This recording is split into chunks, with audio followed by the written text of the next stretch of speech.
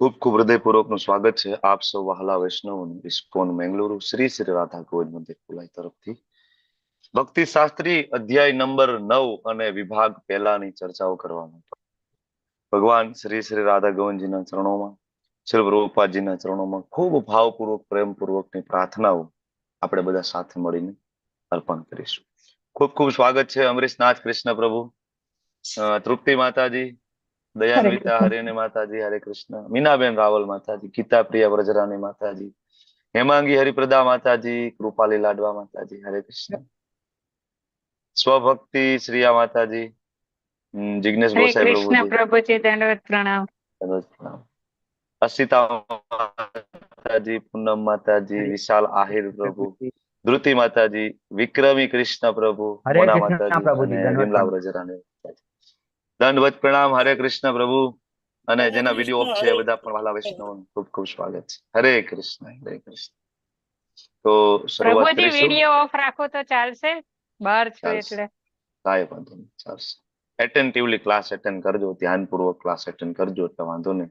Hands free લગાવીએ, બરાબર.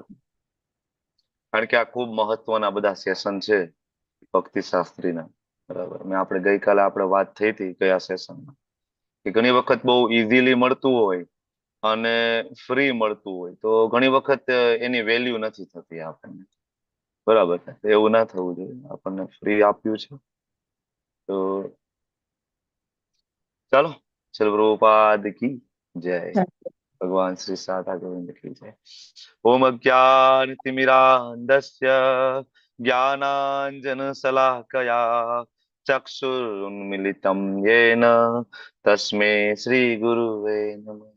શ્રી ચૈતન્ય મનોભીષ્ટમ સ્થાપિતમ યેન ભૂતલે સ્વયં રૂપ કદા મહ્યમ દદાતિ સ્વપદાંતિકમ વંદેહમ શ્રી ગુરો શ્રીયુતાપદકમલમ શ્રીગુરુન વૈષ્ણવાંશ્ચ શ્રીરૂપમ સાગરજાતમ સહગણ રઘુનાથાન્વિતમ તમ સજીવમ સાધ્વૈતમ સાવધૂતમ પરિજન સહિતમ કૃષ્ણા ચૈતન્ય દેવમ શ્રી રાધા કૃષ્ણ પાદાન સહગણ લલિતા શ્રી વિશાખાન્વિતંશ્ચ હે કૃષ્ણા કરુણા સિંધુ દીનબંધુ જગતપતે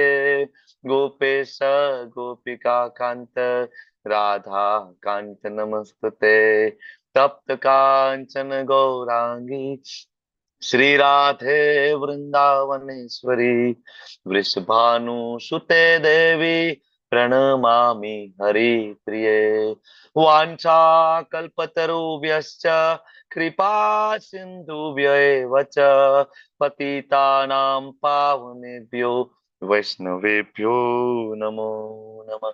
नमो विष्णुपादाय कृष्णा पृष्ठाय भूतले श्रीमते भक्ति वेदांत स्वामी निति नामिने नमस्ते सारस्वते देवे गौरवाणी प्रचारिणे निर्विशेषा शून्यवादी पाश्चात्य देश तारिणे जय श्री कृष्ण चैतन्य प्रभु नित्यानंद श्री अद्वैत गदाधर श्रीवासादि गौर भक्त वृंद हरे कृष्णा कृष्णा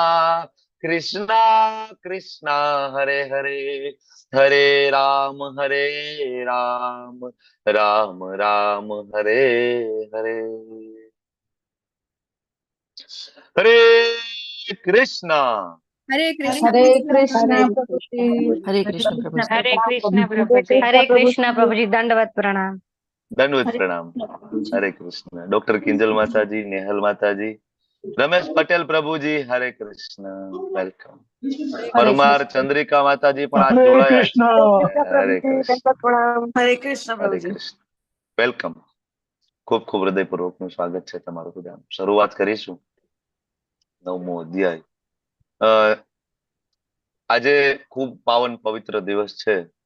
આપણા ગુરુ પરંપરામાંના મહાન આચાર્ય કોણ? ભક્તિ વિનોદ ઠાકોર અને ગદાધર સચ્ચિદાનંદ. પંડિત બંને. સચ્ચિદાનંદ ભક્તિવિનોદ ઠાકોર આપણા ગુરુ પરંપરા પંચતત્વ માં ગદાધર પંડિત છે, એટલે સ્વયં શ્રીમતી રાધારાણી. તો ભક્તિવિનોદ ઠાકોરજીનું આજે ડિસઅપેરિયન્સ છે. આજે એ નિત્ય લીલા પ્રવિષ્ટ થયા હતા. પોતે ગૃહસ્થ હતા, તમને બધાને ખ્યાલ છે. સુપર ગૃહસ્થ હતા, સુપર ગૃહસ્થ. બરાબર. આપણા બધા કરતા સૌથી વધારે બિઝી એવા ગૃહસ્થ હતા. એ સમયે મેજિસ્ટ્રેટ હતા, પત્ની, બાળકો, બરાબર, પોતાનું ઘર પરિવારથી લઈને ખૂબ મોટી જવાબદારી, અને સાથે સાથે કૃષ્ણ ભક્તિ, બરાબર. અને સર્વોચ્ચ સ્થાન ઉપર બિરાજમાન હતા આચાર્ય પરંપરાની અંદર, કે જેમના પુત્ર સ્વરૂપે સ્વયં પ્રગટ થયા હતા. કોણ? ભક્તિ સિદ્ધાંત સરસ્વતી મહારાજ, બરાબર. જગન્નાથજીની કૃપા, વિમલા દેવીની પ્રાર્થના થકી વિમલ પ્રસાદજી પ્રગટ થયા હતા, કે જેમના દ્વારા ફરીથી ગોડિયા વૈષ્ણવ પરંપરાને જીવિત કરવામાં આવે. કારણ કે વચ્ચેનો એક એવો આખો પીરિયડ, એક આખો સમયગાળો રહ્યો કે જેમાં પ્રચાર પ્રસાર ખૂબ ઘટી ગયો હતો. પછી ભક્તિવિનોદ ઠાકોર મહાશય આવ્યા, એમના પુત્ર આવ્યા ભક્તિ સિદ્ધાંત સરસ્વતી મહારાજ, જેમને ફરીથી જીવિત કર્યું ગોડિયા વૈષ્ણવ પરંપરા. ખૂબ ખૂબ આપણે બધા ઋણી છીએ આપણી પરંપરા, આપણા આચાર્યોને. ખૂબ મહેનત કરી છે, ખૂબ મહેનત કરી છે આપણા બધા માટે. દિવસ રાત જાગે. એટલા બધા બિઝી હતા, એટલી મોટી પોસ્ટ ઉપર હતા, છતાં રિઝાઇન કરી અને માયાપુર જતા રહે છે. જે લોકો માયાપુર ગયા હશે અને અમારી સાથે લાસ્ટ ટાઈમ માયાપુર આવ્યા હશે, તો આપણે જગ્યા વિઝિટ કરી હતી કે જ્યાં ભક્તિવિનોદ ઠાકોરજી જ્યાં કીર્તન કરતા હતા, ભજન કરતા હતા. કેટલી નાની એવી જગ્યા હતી, ખબર છે ને? આપણે પગથિયા ચડીને ઉપર જાય તો એક નાનો એવો રૂમ આવે, એક નાનો એવો કક્ષ આવે, ત્યાં બેઠા બેઠા સતત નામ જપ, બરાબર. તો ટીઓપી જે મંદિર છે અત્યારે જે બની રહ્યું છે ગંગા નદીના કિનારે, બરાબર, એ જગ્યા અને ભક્તિવિનોદ ઠાકોરજી જ્યાં ભજન કરતા, એ જગ્યા ખાસું ડિસ્ટન્સ છે. છતાં પણ એ જગ્યા આજે રૂમ છે ફર્સ્ટ ફ્લોર ઉપર. ત્યાં ભક્તિવિનોદ ઠાકોરજી એ કક્ષમાં જઈને બારીની બાજુમાં ઉભા જોવે છે. તો અત્યારે જે ટીઓપી જે જગ્યાએ બને છે, જ્યાં ભગવાન શ્રી ચૈતન્ય મહાપ્રભુજીનો જન્મ થયો, તો એ જગ્યા, બરાબર, એમને ત્યાંથી દેખાય છે, બરાબર. ખૂબ પ્રકાશમાન જગ્યા ત્યાંથી ને દેખાય છે, અને એને ખબર પડે છે કે નહીં, ત્યાં ભગવાનનું કીર્તન થતું હોય, ભગવાન શ્રી ચૈતન્ય મહાપ્રભુ એમના પાર્ષદો સાથે કીર્તન કરતા હોય, બરાબર. બધા વૈષ્ણવ વૃંદ, બરાબર, જમ્પ કરી કરીને કીર્તન કરતા હોય, એ અવાજ એમને ત્યાં સંભળે છે છેક, બરાબર. અને પછી એ આપણી આચાર્ય પરંપરાના મહાન આચાર્ય જગન્નાથદાસ બાબાજી મહારાજ પાસે જાય છે કે તમે આવો, બરાબર. જગન્નાથદાસ બાબાજી મહારાજ ચાલી શકવાની ક્ષમતા નહોતી. એમના જે એક શિષ્ય હતા, મોટા ટોપલામાં જગન્નાથદાસ બાબાજી મહારાજને અંદર સુવડાવે છે, અને સુવડાવીને ભક્તિવિનોદ ઠાકોરજી કે છે ચાલો એ જગ્યાએ, બરાબર, તમે કહો કે આ જગ્યા હું જે મને જે ભગવાનનો સાક્ષાત્કાર થયો છે, આ જગ્યા બરાબર છે કે નહીં. જગન્નાથદાસ બાબાજી મહારાજને ત્યાં ટોપલામાં બેસાડીને એમનો શિષ્ય લઈ જાય છે, અને જયારે જગ્યા ઉપર શિષ્ય આવીને ઉભો રહે છે, બરાબર, તો જગન્નાથ બાબાજી મહારાજ હાલવા માટે સક્ષમ નથી. એ ટોપલામાંથી ત્યાંથી જમ્પ મારે છે ઉપરથી, ત્યાંથી જમ્પ મારી અને એ 5-5 ફૂટ ઊંચા જમ્પ કરીને એ હરે કૃષ્ણ મહામંત્રનું કીર્તન કરે છે. કે આ જગ્યાએ જ છે, આ જ ભગવાન શ્રી ચૈતન્ય મહાપ્રભુનું પ્રાગટ્ય, આ જ જગ્યા છે, બરાબર.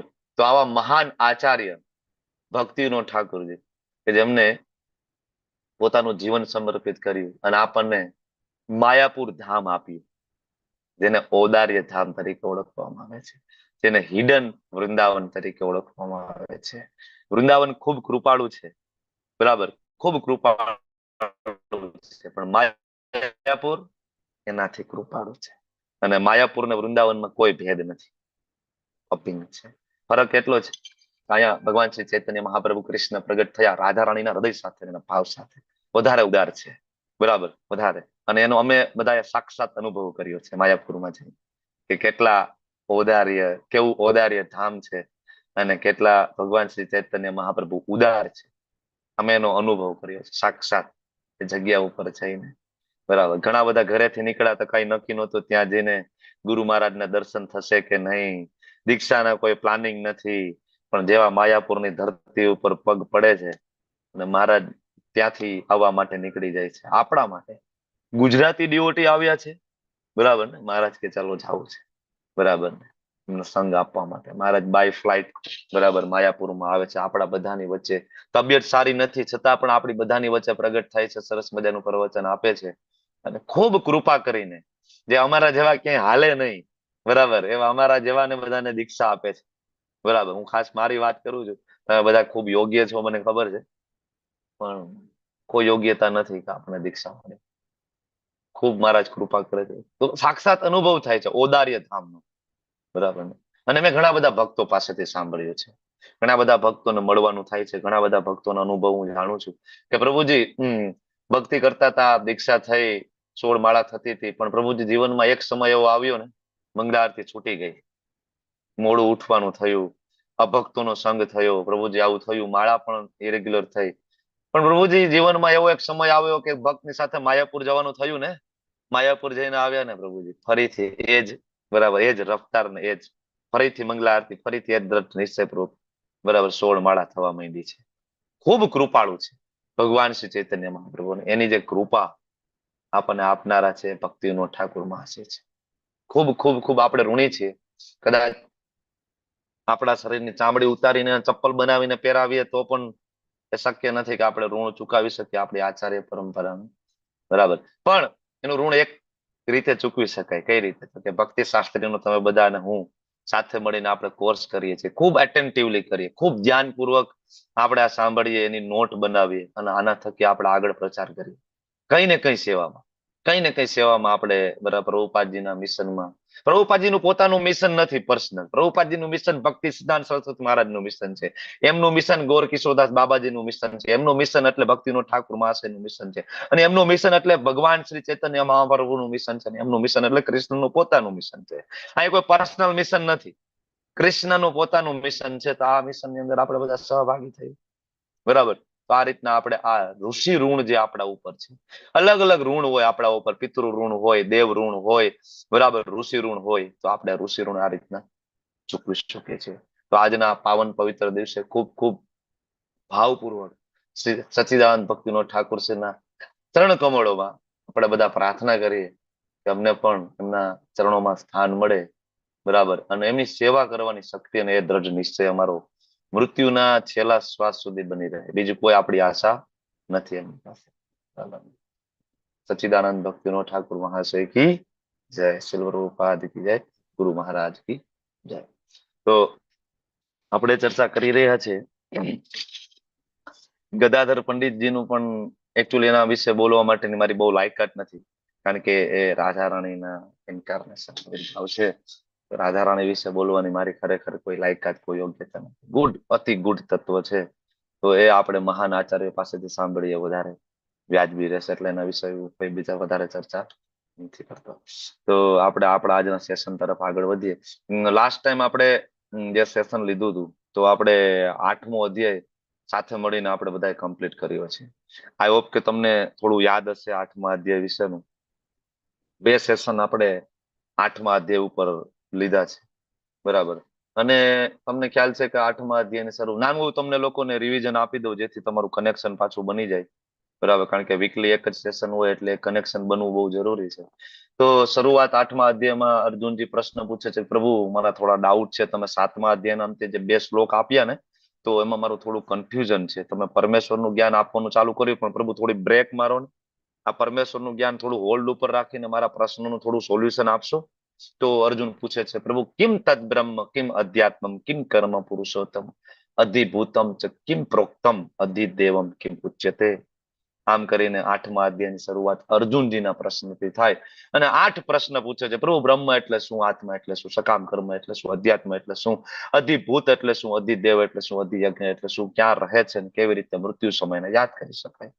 8 પ્રશ્નનું એકબીજા સાથેનું કનેક્શન આપણે જોયું, બરાબર. પેલા 7 પ્રશ્નના જવાબ ભગવાન 2 જ શ્લોકની અંદર આપી દે છે, પણ જે 8મો પ્રશ્ન છે, મૃત્યુ સમય ભગવાનને કેમ યાદ કરવા, 5મા શ્લોકથી ચાલુ થાય અને ભગવાન આખો અધ્યાય ડેડિકેટેડ કરે છે, બરાબર. જેમાં તમને બધાને ખબર છે, શ્લોક તમારે બધા કંઠસ્થ પણ કરવાનો છે. કયો શ્લોક કંઠસ્થ કરવાનો હતો?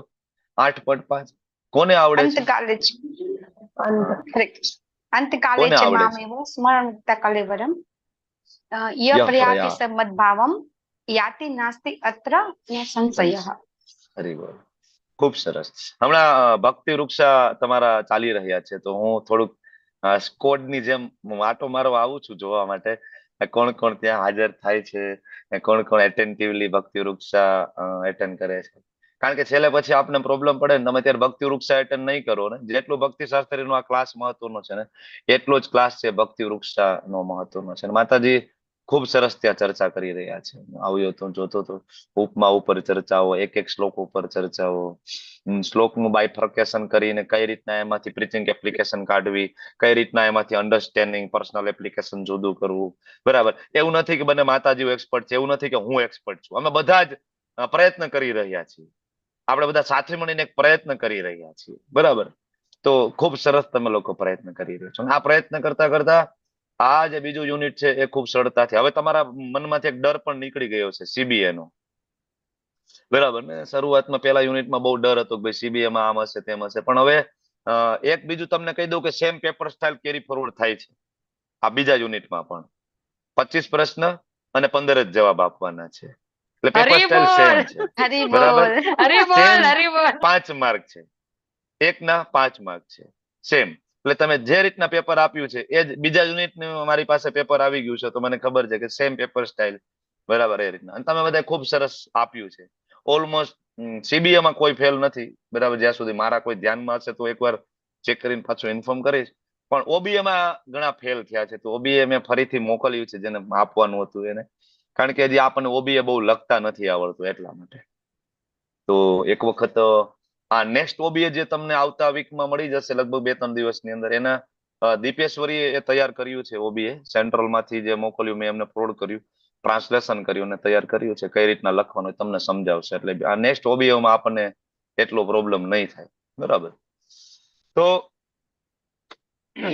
ભક્તિ વૃક્ષા એટેન્ડ કરજો, બધા શ્લોક અને ઉપમા અને સરસ તૈયાર કરજો. આજ અત્યારથી જ નોટ બનાવજો તો બહુ પ્રોબ્લેમ નહીં થાય, કારણ કે આ બીજો યુનિટ છે ને એ પેલા યુનિટ કરતા વહેલો પૂરો થઈ જશે. સિવાય કે આ વચ્ચે રથયાત્રા ને આપણું ઓપનિંગ આવશે એટલે થોડો તમને એ સમય મળી જશે, કારણ કે એમાં ક્લાસ ત્યારે કદાચ 1-2 વીક બ્રેક થાય કદાચ. બરાબર. બાકી પેલા યુનિટ કરતા આ વહેલું યુનિટ પૂરું થશે, બીજું યુનિટ. ઓકે. તો અંતકાલે ચ મામેવથી ભગવાન શરૂઆત કરે છે કે જે મને યાદ કરે તો ભગવત ધામ પ્રાપ્ત કરે થાય, પણ જે મને યાદ ના કરે તો કે યમ યમ વાપી સ્મરણ ભાવમ, જે જેને યાદ કરશે એને પ્રાપ્ત થશે. ભગવાન આપણી આંશિક સ્વતંત્રતામાં ક્યારે દખલગીરી કરતા નથી. તો કેમ યાદ કરશું? તો કે તસ્માત સર્વેષુ કાલેષુ મામ અનુસ્યુદ્ધ છે. આ બધી ચર્ચા આપણે કરી છે 5 થી લઈને 9. પછી આગળ જે શ્લોક આવ્યા યોગ મિશ્ર ભક્તિ યોગ, જેમાં સટ કર્મ યોગ આપણે ભણ્યા કે કેવી રીતના પ્રાણને મૂલાધાર ચક્રમાંથી ઉપર ઉઠાવતા ઉઠાવતા આજ્ઞા ચક્રમાં લાવવું, ભ્રુકુટીની વચ્ચે સ્થિર કરવું અને ત્યાંથી એને બ્રહ્મરંધ્ર ઉપર લાવીને ત્યાંથી પ્રાણને કઈ રીતના છોડવા. ઓમકારનું ઉચ્ચારણ કરવું, વેદોનું જ્ઞાન જોશે, બ્રહ્મચર્યનું પાલન કરવું પડશે અને સાથે સાથે સ્વરૂપનું ચિંતન કરવું પડશે. આ બધી આપણે ચર્ચા કરી છે લાસ્ટ ટાઈમ. બરાબર. અને એ બહુ જ અઘરું છે. સેમ આ જે ચર્ચા શ્રીમદ ભાગવતમ ખંડ બીજો અને અધ્યાય બીજો સુખદેવજી સમજાવે છે ડિટેલમાં. બરાબર. ત્યાં પણ આ સેમ ચર્ચાઓ છે. અને એ ચર્ચા કરતા કરતા સુખદેવજી ફરીથી આવે છે 2, 2, 3, 4 બીજો સ્કંદ, બીજો અધ્યાય અને 34મા શ્લોક ઉપર ભાગવતમ ની અંદર આવે છે. ત્યાં સુખદેવજી કહે છે અને બ્રહ્માજીનું સ્ટેટમેન્ટ આપે છે, અને બ્રહ્માજી એમ કહે છે કે હું બ્રહ્મા, મારા હૃદયમાં કૃષ્ણએ જ્ઞાન વેદોનું આપ્યું, પણ મેં આ 3 વખત વાંચ્યું. બ્રહ્માજી એમ કહે છે કે મેં વેદો, ઉપનિષદો, પુરાણો 3 વખત વાંચ્યા, એના ઉપર મનોમંથન કર્યું. હું એમાં થોડું ઉમેરું કે એના ઉપર નોટ બનાવી. બરાબર. એને હાઇલાઇટ કરી, નોટ બનાવી, પોઈન્ટ જુદા પાડ્યા. બ્રહ્માજીના શબ્દ છે. ભાગવતમ 2, 2, 3, 4. બરાબર. નોટ બને. અને બ્રહ્માજી એમ કહે છે કે અલ્ટિમેટલી નિષ્કર્ષ છે કૃષ્ણ ભક્તિથી શ્રેષ્ઠ બીજું કોઈ છે નહીં. ભગવાનના ચરણ કમળોમાં ભક્તિમય સેવા કરવાથી બીજું કાંઈ નથી. તો આગળ જે સુખદેવજીએ જ્ઞાન આપ્યું તો સુખદેવજી એના નિષ્કર્ષ ઉપર આવી ગયા કે ભાઈ જો બ્રહ્માજી આ કે છે, નિષ્કર્ષ તો આ છે.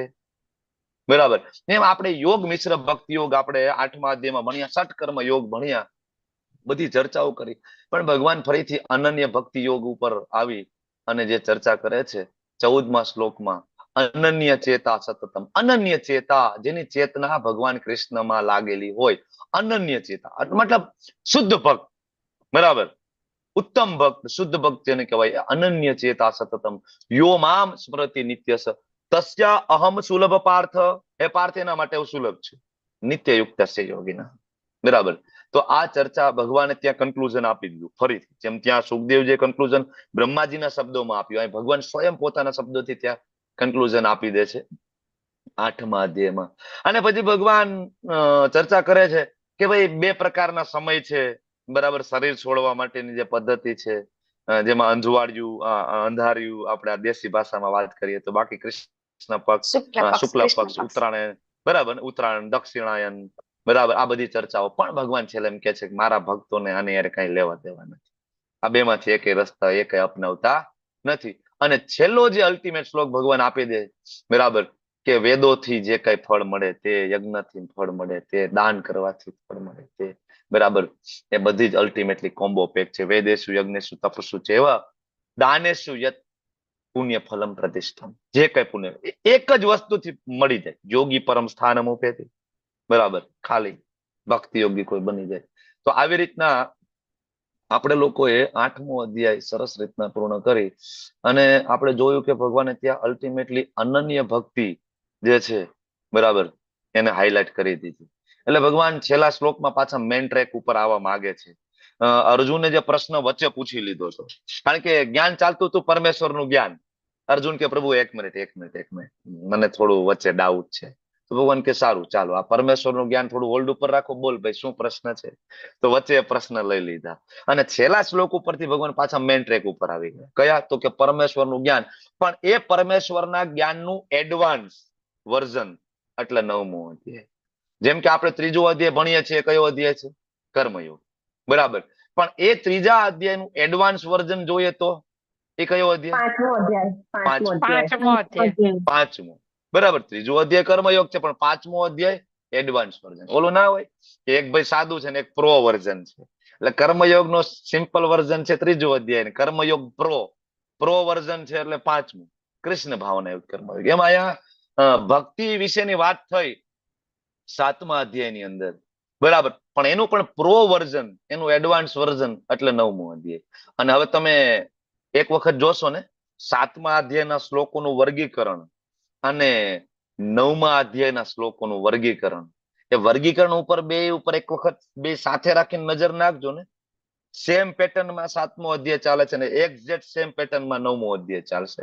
7મો અધ્યાયની શરૂઆતમાં તમે જોવો તો ભગવાન શ્રવણ વિશેનું મહત્વ કહેશે, પોતાના જ્ઞાનનું મહત્વ સમજાવશે. તો 9મા અધ્યાયના શરૂઆતના શ્લોક પણ એ જ છે, શ્રવણ, પોતાના જ્ઞાનનો મહિમા.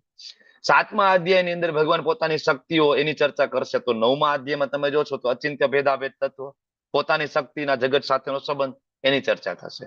7મા અધ્યાયમાં તમે જોશો, બરાબર, તો દેવતાઓના ઉપાસકો, નિરાકારવાદીઓ, એની ચર્ચા છે, અલગ અલગ ઉપાસના વાળાઓની, અલ્પ બુદ્ધિ વાળા જે કીધા છે નિરાકાર. અહીંયા તમે જોશો તો 11 થી લઈને 25 જે શ્લોકો છે એમાં અલગ અલગ પ્રકારના ઉપાસકોની અહીંયા પણ એ ચર્ચા થશે સેમ, બરાબર. અને ત્યાં 7મા અધ્યાયમાં અલ્ટિમેટલી જોશો ને, બરાબર, તો અલ્ટિમેટલી ભક્તિ જે શ્રેષ્ઠ બતાવે છે. અહીંયા છેલ્લે જોશો તો ભક્તિનો મહિમા છે, મન મના ભવ મત ભક્તો મત મધ્યાજી મામ નમસ્કાર. બે ચેપ્ટર જે છે એ પેરેલલ સેમ, પણ ફરક એટલો છે કે એક છે સિમ્પલ ભક્તિ યોગમાં ચાલે છે, એક 9મો અધ્યાય છે પ્રો વર્ઝન, અનન્ય શુદ્ધ ભક્તિ યોગ જે છે એની ચર્ચાઓ અહીંયા થઈ છે, બરાબર. તો આ ઘણી બધી સમાનતા છે 7મો અધ્યાય અને 9મા અધ્યાયની વચ્ચે, બરાબર. તો 7મા અધ્યાયમાં આપણે જે શ્લોક જોયો, અનન્ય ચેતા સતતમ. અનન્ય ચેતા એટલે ભાઈ શુદ્ધ ભક્ત કઈ રીતના બની શકાય, અનન્ય ચેતા કેવી રીતના બની શકાય, શુદ્ધ ભક્ત કેવી રીતના બની શકાય, એનું વર્ણન આ અધ્યાયમાં થશે. ત્યાં તો ખાલી અનન્ય ભક્તિની ઝલક હતી, પણ અહીંયા એનું વર્ણન આવશે, બરાબર. તો આનો જે પહેલો વિભાગ છે એમાં 1 થી 3 શ્લોક છે 9મા અધ્યાયની અંદર. જો તમે ભગવદ્ ગીતા વાંચો તો હું તમને લોકોને વારંવાર કહું છું કે હંમેશા એનું શ્લોકોનું વર્ગીકરણ પહેલા વાંચવાનું, હંમેશા. અને આપણે ઇસ્કોન મેંગલુરુમાંથી જે પીપીટી પ્રોવાઈડ કરવામાં આવે છે, ઇવન લેવલ 2માં અને ભક્તિ શાસ્ત્રીમાં, બધામાં શરૂઆતમાં આપણે ચર્ચા કરીએ છીએ જો વર્ગીકરણ ઉપર. આ જે પીપીટી ની આ સ્લાઇડ છે બહુ જ મહત્વની છે, કે આપણે ખબર પડવી જોઈએ કે એ જે શ્લોકનું જે ઝુમખું છે, બરાબર, એ કઈ તરફ આપણે લઈ જઈ રહ્યું છે. અને એકાબીજા ઝુમખા વચ્ચેનું કનેક્શન શું છે આ ખબર પડશે તો ભગવદ્ ગીતા ખૂબ સરળતાપૂર્વક સમજાશે. એક સ્ટોરીની જેમ, વાર્તાની જેમ ચાલશે. પહેલા અધ્યાયથી તમે વાર્તાની જેમ ભગવદ્ ગીતા બોલવા માંડશો 18મા અધ્યાય સુધી આવીને ઉભા રહેશો. બરાબર, ધીમે ધીમે તમને ખ્યાલ આવી જશે. અને આ રીતના ભગવદ્ ગીતા સમજી શકાય જો એકાબીજા શ્લોકનું કનેક્શન આપણને ખબર પડવી જોઈએ. પહેલા શ્લોકની અંદર અર્જુનનો પ્રશ્ન નથી, બરાબર, પણ બોલે છે કોણ? તો કે ભગવાન. શ્રી ભગવાન ઉવાચ ઇદમ તુ તે ગુહ્યતમમ પ્રવક્ષ્યામિ અનસૂયવે જ્ઞાનમ વિજ્ઞાન સહિતમ યજ્ઞાત્વા મોક્ષસે શુભાત. ઇદમ તુ તે ગુહ્યતમમ. હવે અહીંયા ભગવાન કહે છે કે અર્જુન, હું તને ગુહ્યતમમ પ્રવક્ષ્યામિ એટલે કહીશ. કયું જ્ઞાન? ગુહ્યતમ. અચ્છા, જ્ઞાનના કેટલા પ્રકાર આપણે ભણીએ છીએ ભગવદ્ ગીતાની અંદર? 3 સિક્રેટ કયા? ગુહ્યતર અને ગુહ્યતમ. બહુ સામાન્ય પ્રશ્ન છે ને, લેવલ 1 લેવલ 2 માં આપણે આ પૂછીએ છીએ. એટલે ભક્તિ શાસ્ત્રીમાં આના ઉપર બહુ ડિટેલમાં ચર્ચા નથી કરવા જેવી ને, બરાબર, કે કોને ગુહ્ય કહેવાય, કોને ગુહ્યતર કહેવાય, કોને ગુહ્યતમ કહેવાય, બરાબર. તો અહીંયા ભગવાન કહે છે ગુહ્યતમ. તમે ઇસ્કોનની ભગવદ્ ગીતા જેને ના વાંચી હોય, બરાબર, અને જેને ઇસ્કોનમાં થી આવતા અધિકારી પુરુષ પાસેના લેક્ચરો ના સાંભળ્યા હોય, એને તમે પૂછજો ને કે ભગવદ્ ગીતાના 3 મોસ્ટ સિક્રેટ શું, એ તમને નહીં કહી શકે. ગમે એટલી વાર ભગવદ્ ગીતા વાંચી હોય, ગમે એટલી વાર, 100 વખત ભગવદ્ ગીતા વાંચી હશે ને તો પણ એ તમને નહીં કહી શકે કે આમાં 3 સિક્રેટ શું છે. બરાબર, ભગવાને કીધા છે, બરાબર, પણ આચાર્ય આપણને સમજાવે કે આ 3 સિક્રેટ છે. ગુહ્યતમમ પ્રવક્ષ્યામિ. ભગવાન કે હું કહીશ. અચ્છા, તો અર્જુનને પ્રશ્ન થાય ને કે પ્રભુ ભાઈ, મારા ઉપર આટલી બધી કૃપા શું કામ? અહીંયા મારો પ્રશ્ન તો છે નહીં. અર્જુને તો પ્રશ્ન કર્યો નથી કે મને કયો. ભગવાને ડાયરેક્ટ ચાલુ કર્યું શ્રી ભગવાન ઉવાચ. તો અર્જુનના મનમાં છે પ્રભુ મારા ઉપર આ બધી કૃપા શું કામ ભાઈ? ત્યારે ભગવાન કહે છે અનસૂય વે. અર્જુન, તું મારી ઈર્ષા નથી કરતો. તું મારી ઈર્ષા નથી કરતો ને, એટલા માટે હું તને આપીશ. આ યોગ્યતા છે. એક યોગ્યતા આગળ 4થા અધ્યાયમાં આવે છે ભગવદ્ ગીતા સમજવાની. કઈ? બોલો. 4થા અધ્યાય પરંપરા પ્રાપ્તિ. ભક્તો અસી મે સખા ચેતી. એ યોગ્યતા છે. પરંપરા જે છે એ પદ્ધતિ છે. આપણે 4થા અધ્યાયમાં 2 વસ્તુ શીખીએ, જ્ઞાન પ્રાપ્ત કરવાની પદ્ધતિ અને જ્ઞાન પ્રાપ્ત કરવાની યોગ્યતા. તો પેલા 2 શ્લોક 4થા અધ્યાયના જે છે એ પદ્ધતિ છે. પદ્ધતિ શું? બરાબર, તો કે પરંપરામાંથી જ્ઞાન મેળવવાનું. અને યોગ્યતા શું? તો કે ભક્તો અસી મે સખા ચેતી. એમ આ અધ્યાયની અંદર પણ ભગવાન 2 યોગ્યતા કહેવાના છે. પેલી યોગ્યતા તો ભગવાન અહીંયા જ કહે છે, કયું? તો કે અનસૂય, ઈર્ષા ના હોવી જોઈએ. બરાબર, તો ભગવાન કહે છે કે હે પ્રિય અર્જુન, તું કદાપી મારી ઈર્ષા નથી કરતો, તેથી તને આ પરમ ગુહ્ય જ્ઞાન તથા સાક્ષાત્કાર વિશે જણાવીશ કે જાણીને ભૌતિક અસ્તિત્વના સર્વ ક્લેશોમાંથી તું મુક્ત થઈ જઈશ. અનસૂય વે. ઈર્ષા આવે તો શું થાય? આપણામાં ઈર્ષા આવે કોઈ પ્રત્યે તો સૌ પ્રથમ વસ્તુ થાય કે દોષાનું દર્શન ચાલુ થાય. આપણને એના દોષો દેખાવા માંડે કે એનામાં આ ફોલ્ટ છે, આ ફોલ્ટ છે. ઈર્ષા આવે તો શું થાય? ઈર્ષા એટલે શું? ઈર્ષા એટલે કે હું, બરાબર, તું શું કામ, હું કેમ નહીં, બરાબર. ઈર્ષા આવે ને તો ભગવાનના જે શબ્દ ભગવદ્ ગીતામાં આપ્યા છે ને આપણા હૃદયમાં ઉતરે નહીં. જયારે ભગવાન એમ કહે કે મત પરતરમ ન અન્યત કિંચિદ અસ્તિ ધનંજય, કે અર્જુન મારાથી ઉપર શ્રેષ્ઠ કોઈ તત્વ નથી. હવે જયારે કૃષ્ણ પ્રત્યે ઈર્ષા હોય, બરાબર, અને એ જયારે આ શ્લોક વાંચે ત્યારે એના મનમાં પ્રશ્ન થાય, ઈર્ષા થાય કૃષ્ણની, બરાબર, કે તમે જ કેમ ભગવાન? હું ભગવાન છું, બરાબર. મારા કુળદેવી ભગવાન છે, શિવજી ભગવાન છે, આ ભગવાન છે, તે ભગવાન છે. ભગવાનની ઈર્ષાના કારણે સાચું જ્ઞાન હૃદયમાં પ્રગટ થઈ શકતું નથી. એટલે અનસૂય વે, ઈર્ષા, બરાબર, એ ભગવાનના જ્ઞાન પ્રાપ્ત કરવા માટેનો સૌથી મોટો અવરોધ બની રહે છે. નવા ભગવાન કહે ભગવાન છે આવ્યા ને પ્રભુજી. પ્રભુજી નવા ભગવાન એક આવ્યા ને પાછા પેલા MP માં પેલા ભોલે બાબા. બધું ચાલતું જ રહે કળિયુગની અંદર, પેલા બધા રોજ રોજ નવા પ્રગટ. ઓકે, તો આવી રીતના ગુરુ ઉપર ઇવન ઈર્ષા થાય ને તો પણ ગુરુનું જ્ઞાન તમારા હૃદયમાં ઉતરે નહીં, બરાબર. આ બહુ મહત્વની વસ્તુ છે. એટલે તમે જયારે દીક્ષા લો તો દીક્ષા લેતા પહેલા તમારે એ ગુરુ મહારાજને સાંભળવા જોઈએ. એમના પ્રવચનો સાંભળવા જોઈએ, એમના અનુયાયી એના ફોલોવર્સના પ્રવચનો સાંભળવા જોઈએ. ગુરુ સાથેનો એક હૃદયનો એક સંબંધ આપણો એક એસ્ટાબ્લિશ થવો જોઈએ, બરાબર. અને પછી દીક્ષા તરફ ધીમે ધીમે આપણે આગળ વધીએ તો આપણે ગુરુની ઈર્ષા ના થાય. ઘણા બધા એવા ભક્તો હોય છે, ઇવન ઇસ્કોનમાં આવીને જયારે શ્રી રૂપાજીના જે ફોરેનર ડિવોટી છે એની ઈર્ષા કરે, એના કારણે તો આખું એક રિત્વિક, તમને ખબર છે ને રિત્વિક આખું જુદું પડ્યું નું કારણ શું? બરાબર. પ્રભુપાદના જે શિષ્ય, ભગવાનના જે પરમ ભક્ત, એવા ફોરેનર જે ડિવોટી છે ને, એ લોકોને ઈર્ષા કરતા તે લોકો. હવે એ જેવી ઈર્ષા એના હૃદયમાં આવીને, એટલે જો એના હૃદયમાં આટલી બધી ભગવદ ગીતા વાંચવા છતાં એના હૃદયમાં જો જ્ઞાન પ્રગટ ના થવા દીધું ભગવાને. ભગવાન ચોથા અધ્યાયના પેલા 2 શ્લોકની અંદર એકદમ ક્લિયર કહે છે કે ગુરુ શિષ્ય પરંપરામાં જ્ઞાન આવે. ચોથા અધ્યાયના 34મા શ્લોકમાં એકદમ ક્લિયરલી કહે છે તદ્વિધિ પ્રણિપાતે અને પરિપ્રશ્ન સેવયા. પ્રશ્ન પૂછવાનો, સેવા કરવાની વિનમ્રતા પૂર્વક, બરાબર, અને તો તમને જ્ઞાન. તો એ લોકો જો રિત્વિકમાં છે, ઇસ્કોનમાંથી જુદા પડેલા છે, પણ જો એના હૃદયમાં એક જ્ઞાન છે એ પ્લસ થઈ ગયું. શું?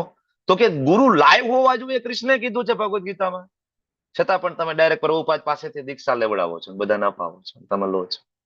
ઈર્ષા થઈ ને એટલે ગુરુના શબ્દ હૃદયમાં ના ઉતરે. બાકી એના ગુરુ પણ પ્રભુપાદ છે ને, ઋત્વિકમાં જે છે, બરાબર, મધુસૂદન પંડિત, એકચ્યુઅલી એમના ગુરુ મહારાજ જે છે એ આપણા ગુરુ મહારાજ, એમના શિષ્ય છે. ઇઝોલિનેસ જયપતાક સ્વામીજી મહારાજના શિષ્ય છે. પણ જેવી ગુરુ મહારાજ પ્રત્યે ઈર્ષા થઈ ને, જો એના હૃદયમાં જ્ઞાન વેનિશ થઈ ગયું. ઈર્ષા, બરાબર ને, આટલું બધું આગળ વધ્યા પછી પણ ફિનિશ કરી દે તમને, ફિનિશ કરી દે. ઓકે, એટલે ઈર્ષાથી ખાસ બચવું, ખાસ બચવું, બરાબર. કેવું જ્ઞાન ભગવાન આપશે? જ્ઞાન વિજ્ઞાન સહિતમ, જ્ઞાન વિજ્ઞાન, બરાબર. આગળ પણ આવો શ્લોક 7મા અધ્યાયમાં આવ્યો હતો.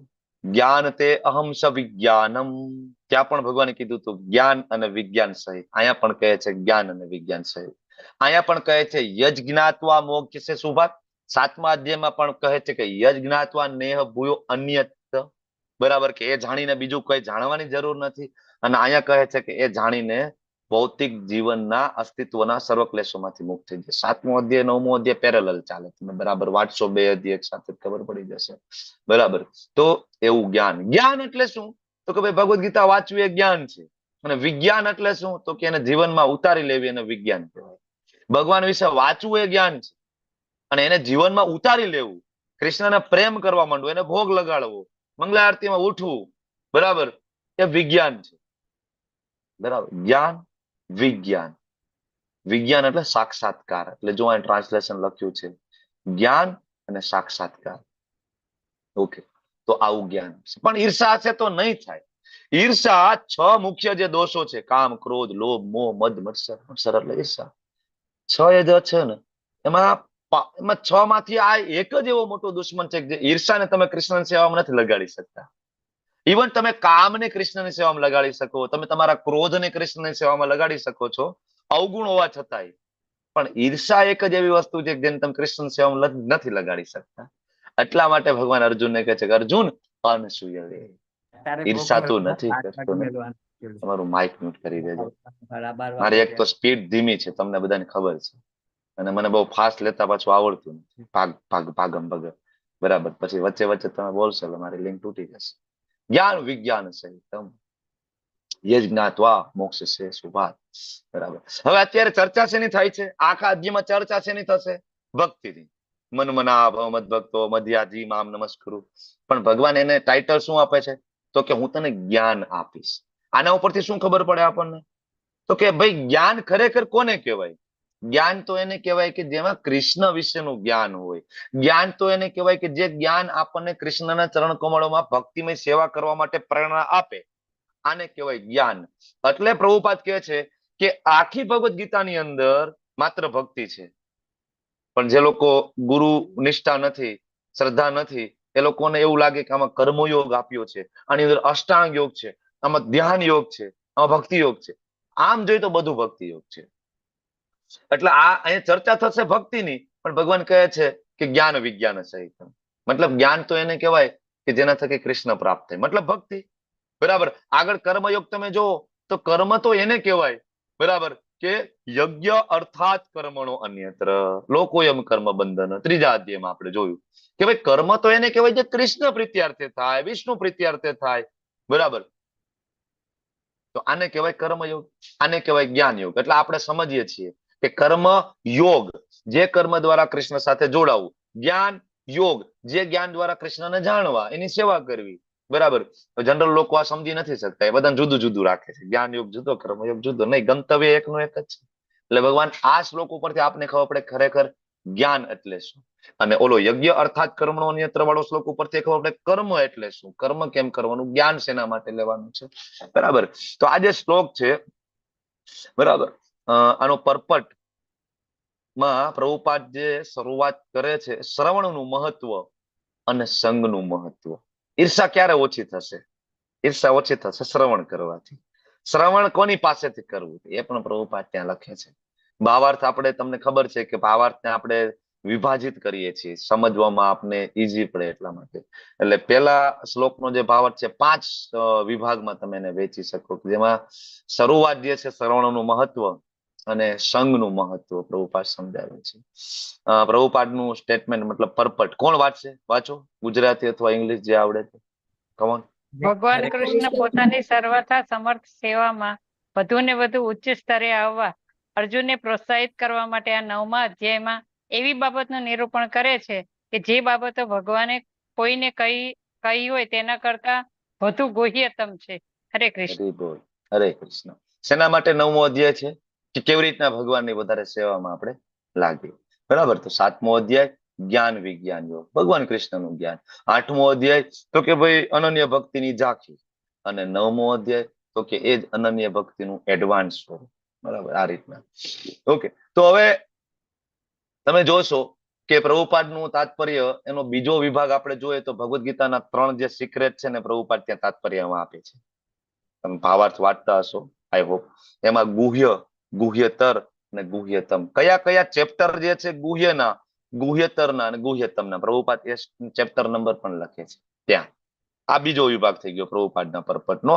ત્રીજો મુક્ત પુરુષ કોને કહેવાય પ્રભુપાદ એ સમજાવે છે. ચોથું ઇદમ જ્ઞાનમ, ખરેખર જ્ઞાન કોને કહેવાય. ત્યારે પ્રભુપાદ નવધા ભક્તિનો ત્યાં રેફરન્સ આપીને નવધા ભક્તિ ની જે પ્રોસેસ છે, બરાબર, એ ઓરિજિનલ પ્રોસેસ છે જ્ઞાન પ્રાપ્ત કરવાનું.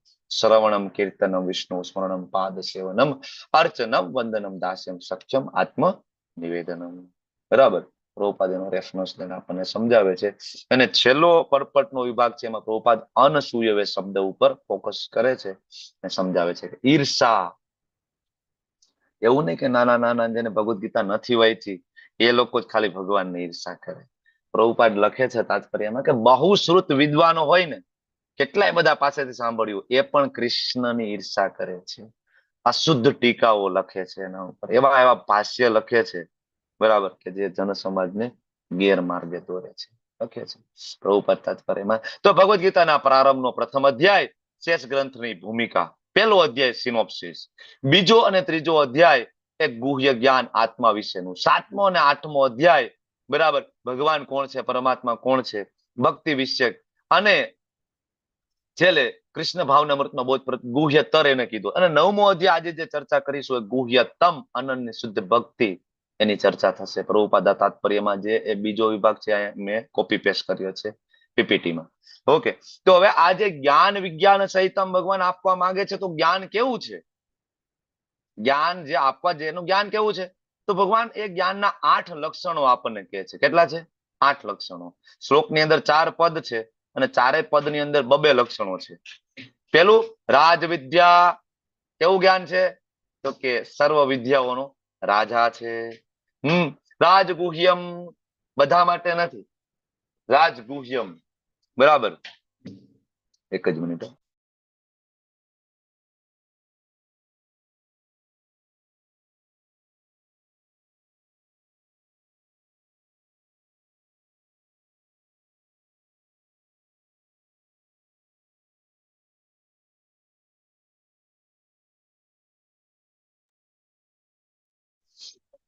ઓકે, રાજગુહ્યમ તો બધા માટે નથી, સિક્રેટ છે. પવિત્રમ, વિશુદ્ધતમ જ્ઞાન, ઉત્તમમ અંધકારમાંથી બહાર કાઢનારું અજ્ઞાનના અંધકાર, પ્રત્યક્ષાવગમ પ્રત્યક્ષ અનુભવ કરાવે, તમને સાક્ષાત્કાર કરાવે ભગવદ ગીતાનું જ્ઞાન, ધર્મ્યમ ધર્મની પૂર્ણતા, તમને ખબર પડે ખરેખર ધર્મ શું છે, સુસુખમ બરાબર, અને કર્તુમ અવ્યયમ. આ 8 લક્ષણ, રાજવિદ્યા, રાજગુહ્યમ, પવિત્રમ, ઉત્તમમ, પ્રત્યક્ષાવગમ. બરાબર. તો પ્રત્યક્ષા ભગવાનનો સાક્ષાત્કાર કરાવે. એક વખત પ્રભુપાદ એમના શિષ્યને પૂછે છે કે ભાઈ કૃષ્ણ પૂર્ણ પુરુષોત્તમ ભગવાન છે કેમ ખબર પડી તમને લોકોને? હવે શિષ્ય એમ કીધું કે ભાઈ પ્રભુપાદ તમે કીધું કે કૃષ્ણ છે પૂર્ણ પુરુષોત્તમ ભગવાન છે. પ્રભુ કે તો બરોબર છે, હું તો ખોટું બોલી શકું, તમારી ગુરુ નિષ્ઠા બરાબર છે, પણ હું તો ખોટું પણ બોલી શકું, થોડુંક હજી કઈક લોજિક આપો. બરાબર. તો એના શિષ્યોએ કીધું કે ભાઈ બ્રહ્માજી કીધું છે ઈશ્વર પરમ કૃષ્ણ સચ્ચિદાનંદ વિગ્રહ, વેદોમાં લખેલું છે, ભાગવતજીમાં લખ્યું છે, કૃષ્ણસ્તુ ભગવાન સ્વયં. તો બરોબર, એ તો બરાબર છે કે તો વેદો માને ને ભાગવત માને એના માટે, પણ કોઈ ધારો કે વેદો નથી માનતા ને કોઈ ભાગવત તમે નથી માનતા તો શિષ્ય વિચારવા પડી ગયા હવે શું જવાબ આપવો. પ્રભુપાદ આ જ વસ્તુ તો સમજાવે છે કે ભગવાન પૂર્ણ પુરુષોત્તમ કૃષ્ણ છે, એનો રેફરન્સમાં પ્રભુપાદ પોતે જ આ શ્લોક મૂકે છે, અને પ્રભુપાદ એમ કે છે કે આના સિવાય કઈક આપો. ત્યારે પ્રભુપાદનો એક શિષ્ય બરાબર ઉભા થઈને કહે છે કે પ્રભુજી, કે પ્રભુપાદ મને એવું લાગે છે કૃષ્ણ ભગવાન છે, કારણ કે મને લાગે છે. શું કામ? તો કે હું ઘણા સમયથી માળા કરું છું, જપ કરું છું ને, તો મને ફીલ થાય છે, મને એ વસ્તુ મારા હૃદયમાં અનુભવ થાય છે કૃષ્ણ ભગવાન છે, બીજું કોઈ ભગવાન નથી.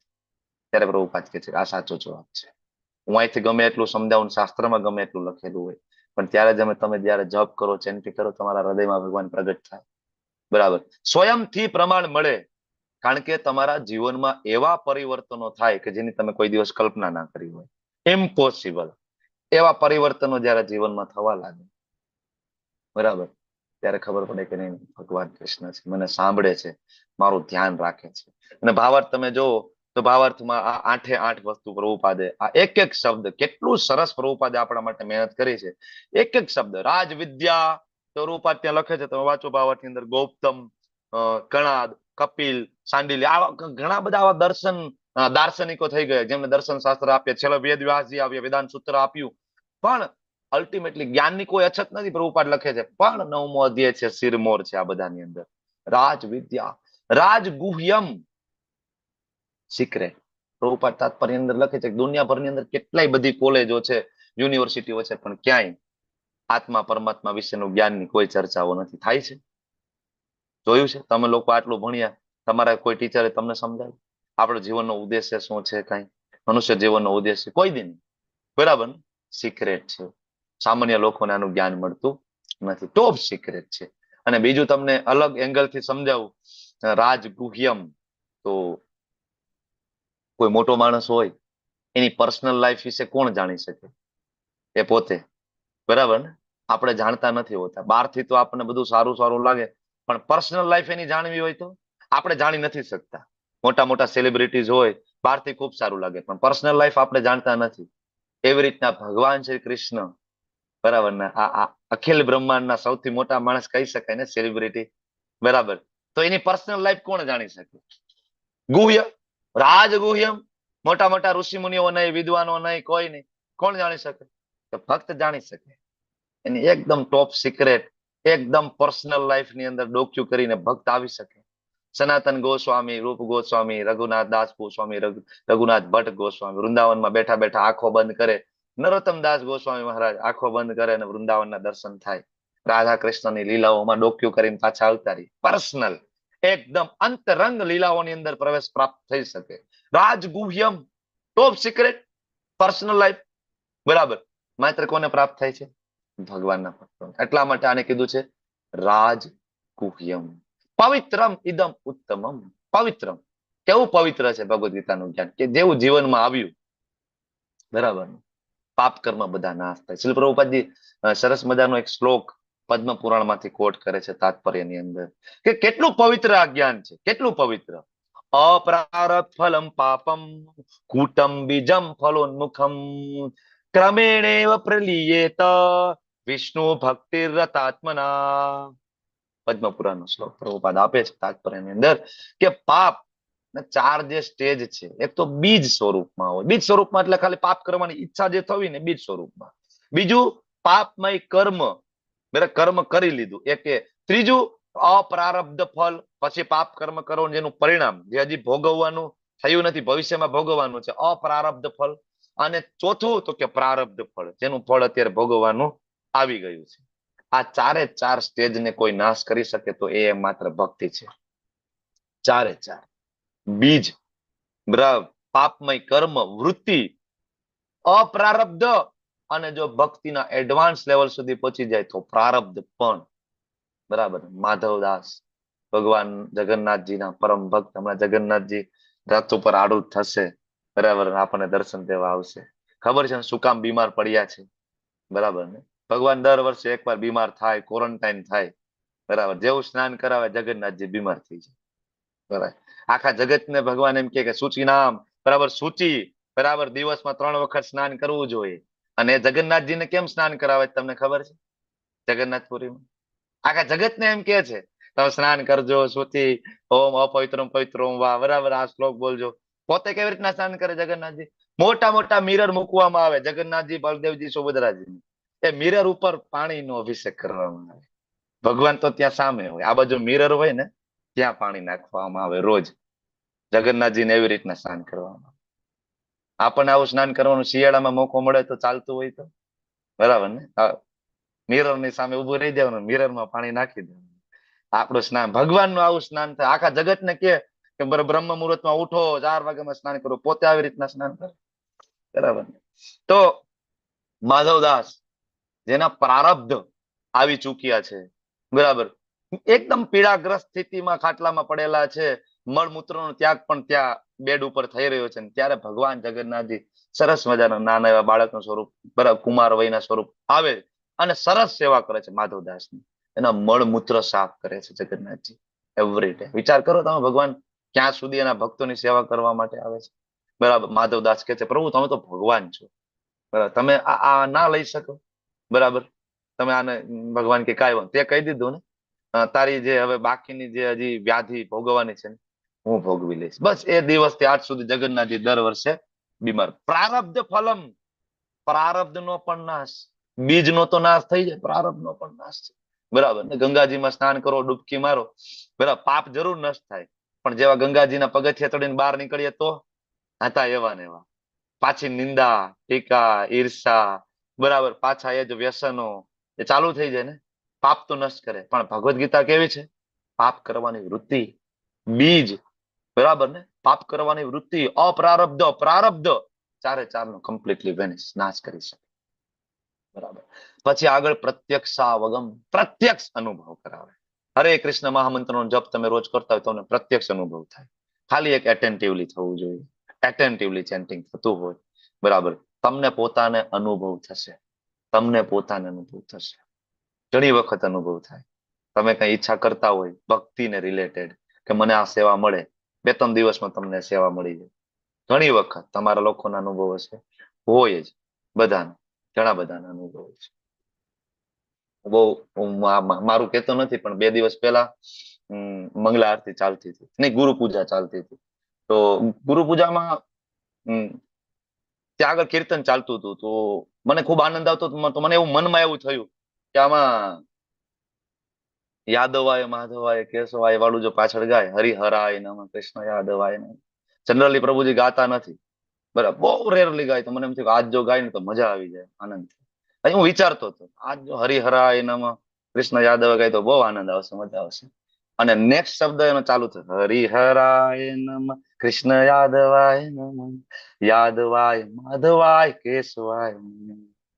આવા આપણને નાના નાના નાના, આ તો હું શેર કરું છું, નાના આવા અનુભવ આપણને થાય ત્યારે આપણે ચેન્ટિંગ કરતા હોય. ભગવાન તમને તરત જ રિયલાઇઝ, આ તો કૃષ્ણ સાંભળે છે, હું અહીંયા હૃદયમાં વિચાર કરું છું મારા સાંભળવું છે, અને તરત જ કૃષ્ણ ત્યાં હૃદયમાં બેઠા છે ને કે છે ગાવ, સાંભળવું છે, ચાલુ કરો હરિહરાય.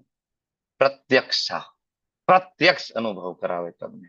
આવા કેટલાય બધા અનુભવ બધા ભક્તોને થાય, તમારા જીવનમાં પણ હશે, હોય જ, એમાં કોઈ શંકાનું સ્થાન નથી. પ્રત્યક્ષ કરાવે, બરાબર. નારદજીનું એક્ઝામ્પલ પ્રભુપાદજી તાત્પર્યમાં આપે છે એક્ઝામ્પલ, નારદજી ક્યાં જ્ઞાન લેવા ગયા હતા? વેદો ભણવા ગયા હતા? સ્કૂલમાં ગયા હતા? કોલેજમાં ગયા હતા? નહીં. ખાલી ઉચ્ચિષ્ટ, બરાબર ને, સંતો મહંતો આવ્યા અને એમની પરમિશન થી જે અન્ન થાળીમાં છોડ્યું હતું ઉચ્ચિષ્ટ એમને ગ્રહણ કર્યું, બરાબર. અને બરાબર ને, ધર્મની ઓરિજિનલ આમ શબ્દ છે ને, ધર્મ્યમ, ખરેખર ધર્મ કોને કહેવાય? નારદજીએ જાણી લીધું. લખ્યું ને પ્રભુપાદ તાત્પર્યમાં, સવે પુંસા પરો ધર્મ યતોર ભક્તિર અધોક્ષજે. અધોક્ષજની ભક્તિ છે, ધર્મ છે. નારદજીએ જાણી લીધું, બરાબર. વેદોને જાણીને કોને જાણવાના છે? અલ્ટિમેટલી વેદનું અલ્ટિમેટલી સાર શું છે? કૃષ્ણ, બરાબર. નારદજીએ જાણી લીધું. તો ધર્મની પૂર્ણતા છે. એક એક શબ્દ છૂટા પાડીને પ્રભુપાદ સમજાવે છે. અને સુસુખમ, પ્રવચનો સાંભળવા, પ્રસાદનું ગ્રહણ. ગરીબમાં ગરીબ અવસ્થા હોય તો પણ થાય. પત્રમ પુષ્પમ ફલમ તોયમ, ગરીબમાં ગરીબ વ્યક્તિ કરી શકે છે. અને છેલ્લે અવ્યયમ, શાશ્વત છે. એકવાર ભક્તિ કરો, શાશ્વત. જો અલગ અલગ યોગ છે, ભક્તિ યોગ, કર્મ યોગ, જ્ઞાન યોગ, અષ્ટાંગ યોગ, પણ ભક્તિ યોગ શિરમોર છે. શું કામ? તો કે એક તો બધા જ પાપ કર્મનો નાશ કરી શકે છે, કર્મના ફળોનો. કોણ? ભક્તિ યોગ એકમાત્ર. કર્મયોગ કર્મ ફળોનો નાશ નથી કરી શકતું, કારણ કે એમાં પણ એવા કર્મ થાય છે જે યજ્ઞ અર્થાત ના હોય. ભગવાને કીધું કે યજ્ઞ અર્થાત કર્મનો અન્યત્ર લોકો એમ કર્મ બંધન. કૃષ્ણ સિવાયના જે કર્મ હોય એનું બંધન થાય. તો કર્મયોગમાં એવા ઘણા બધા કર્મ થાય કે જેમાં કૃષ્ણ સેન્ટરમાં ના હોય. જે કર્મ યોગીની વાત કરું છું, જેમાં કૃષ્ણ નથી, એની વાત કરું છું. જ્ઞાન યોગમાં પણ એવું થાય અને અષ્ટાંગ યોગમાં પણ એવું થાય જેમાં કર્મનું બંધન થાય, બરાબર. બીજું, સાક્ષાત્કાર. સાક્ષાત્કારનું લેવલ જોવો તો ભક્તિ યોગમાં સાક્ષાત્કારનું લેવલ સ્વયં કૃષ્ણ છે, હાઈએસ્ટ. 3 લેવલ છે ને, આત્મા, બરાબર, બ્રહ્મ, પરમાત્મા અને ભગવાન. બ્રહ્મ, પરમાત્મા અને ભગવાન. તો ભગવાન કૃષ્ણનું જે સાક્ષાત્કાર છે ભક્તિમાં થાય છે. કર્મયોગની અંદર આત્મા લેવલ સુધી પહોંચી શકે કોઈ વ્યક્તિ, જાણી શકે હું શરીર નથી, હું આત્મા છું. જ્ઞાન યોગમાં એ વ્યક્તિ છે જાણી શકે હું શરીર નથી, હું આત્મા છું અને પરમાત્મા છે. પરમાત્મા સુધી એ યોગી વ્યક્તિ પહોંચી શકે. અષ્ટાંગ યોગી અષ્ટાંગ યોગી છે એ પણ પરમાત્માના લેવલ સુધીનું સાક્ષાત્કાર થાય, કૃષ્ણના લેવલનું ના થાય, બરાબર. અને સૌથી ઈઝી હોય તો કયો છે? ભક્તિ યોગ છે ને. જ્ઞાન યોગ ઈઝી છે, કર્મયોગ ઈઝી છે, અષ્ટાંગ યોગ ઈઝી છે ના, બરાબર. અને શરીર છૂટ્યા પછી કેરી ફોરવર્ડ થતું હોય તો એ એક જ છે, સૂચિનામ શ્રીમતામ ગેહે, ભગવાન છઠ્ઠા અધ્યાયમાં કહે છે ને, કેરી ફોરવર્ડ, બરાબર. મેહા અભિક્રમણ આસોસ્તિ પ્રત્યવાયો ના વિદ્યતે. શું અલ્પમ અપ્યસ ધર્મ છે ત્રાયત મહત્વ ભયાન. શું અલ્પમ, થોડુંક પણ કરેલું હોય તો કેરી ફોરવર્ડ થાય છે. એટલે આ 4 અલગ અલગ યોગ છે, એમાં સાક્ષાત્કાર પણ અલગ અલગ લેવલનું થાય. અને જે બેનિફિટ છે, બધા જ બેનિફિટ છે ભક્તિ યોગમાં મળી શકે, બીજા યોગમાં મળતા નથી. એટલે એ લોકોનું પતન થઈને ફરીથી અલગ અલગ યોનિમાં આવવું પડે, બરાબર. રાજ વિદ્યા રાજગુહ્યમ પવિત્રમ ઇદમ ઉત્તમ પ્રત્યક્ષ અવગમ ધર્મ સુસુખમ કરતું વ્યયમ, બરાબર. આના ઉપર ઓકે, આ એક્સરસાઇઝ નથી લેતા, નેક્સ્ટ એક્સરસાઇઝ આવે છે, આપણે લઈશું. ઓકે, તો આ પ્રમાણે જે ભક્તિ યોગ છે એ સર્વ વિદ્યાઓનો રાજા છે, ગુહ્ય જ્ઞાન છે, રાજા છે. ધર્મનું શુદ્ધતમ રૂપ નિર્વિઘ્ન પ્રસન્નતાપૂર્વક સંપન્ન કરી શકાય છે, માટે મનુષ્ય તે અપનાવવું જોઈએ. તો આ થઈ ગયું એક ગુણ, બરાબર, ઈર્ષા ના કરવી જોઈએ. હજી બીજું એવું છે કે ભક્તિમાં આગળ વધવા માટે આપણને હેલ્પ કરી શકે શ્રદ્ધા. એટલે ભગવાન કહે છે 3જા શ્લોકમાં, અશ્રદ્ધા નાહ પુરુષા, જેનામાં શ્રદ્ધા નથી, બરાબર, ની ગતિ શું થાય? શ્રદ્ધા નથી તો શું થાય? અશ્રદ્ધા એ અવગુણ છે. અશ્રદ્ધા નાહ પુરુષા ધર્મસ્ય અસ્ય પરંતપ અપ્રાપ્ય મામ, એ કોઈ દિવસ કૃષ્ણને પ્રાપ્ત કરી શકતા નથી. નેવર એવર, ક્યારે ભગવાનને ક્યારે પ્રાપ્ત કરી શકતા નથી. ફરીથી ક્યાં આવે છે? તો કે નિવર્તન્તે મૃત્યુ સંસાર વર્તમાની, પાછા મૃત્યુ સંસાર વર્તમાની, ફરીથી જન્મ મૃત્યુ જરા વ્યાધિના ચક્કરમાં એ પડે છે.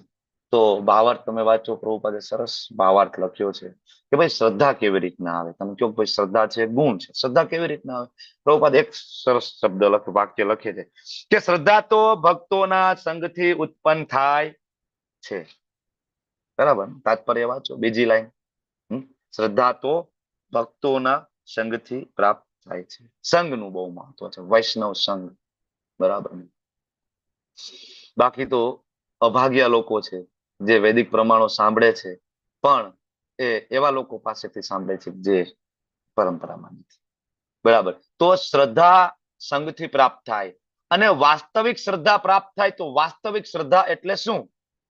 તો વાસ્તવિક શ્રદ્ધાની વ્યાખ્યા પ્રભુપાદ તાત્પર્યમાં શ્રીમદ ભાગવતમનો જે શ્લોક જેનો આપણે વારંવાર રેફરન્સ લેતા હોય છે, યથા તરોર મૂળ નિષેચનેન તૃપ્ત્યંતિ તત્સ્કંધો પૂજોપશાખા, કે જેવી રીતના વૃક્ષના મૂળમાં પાણી રેડીએ, બરાબર, તો વૃક્ષના બધા ડાળખીઓ, પાંદડા, એને બધાને પાણી મળી જાય છે.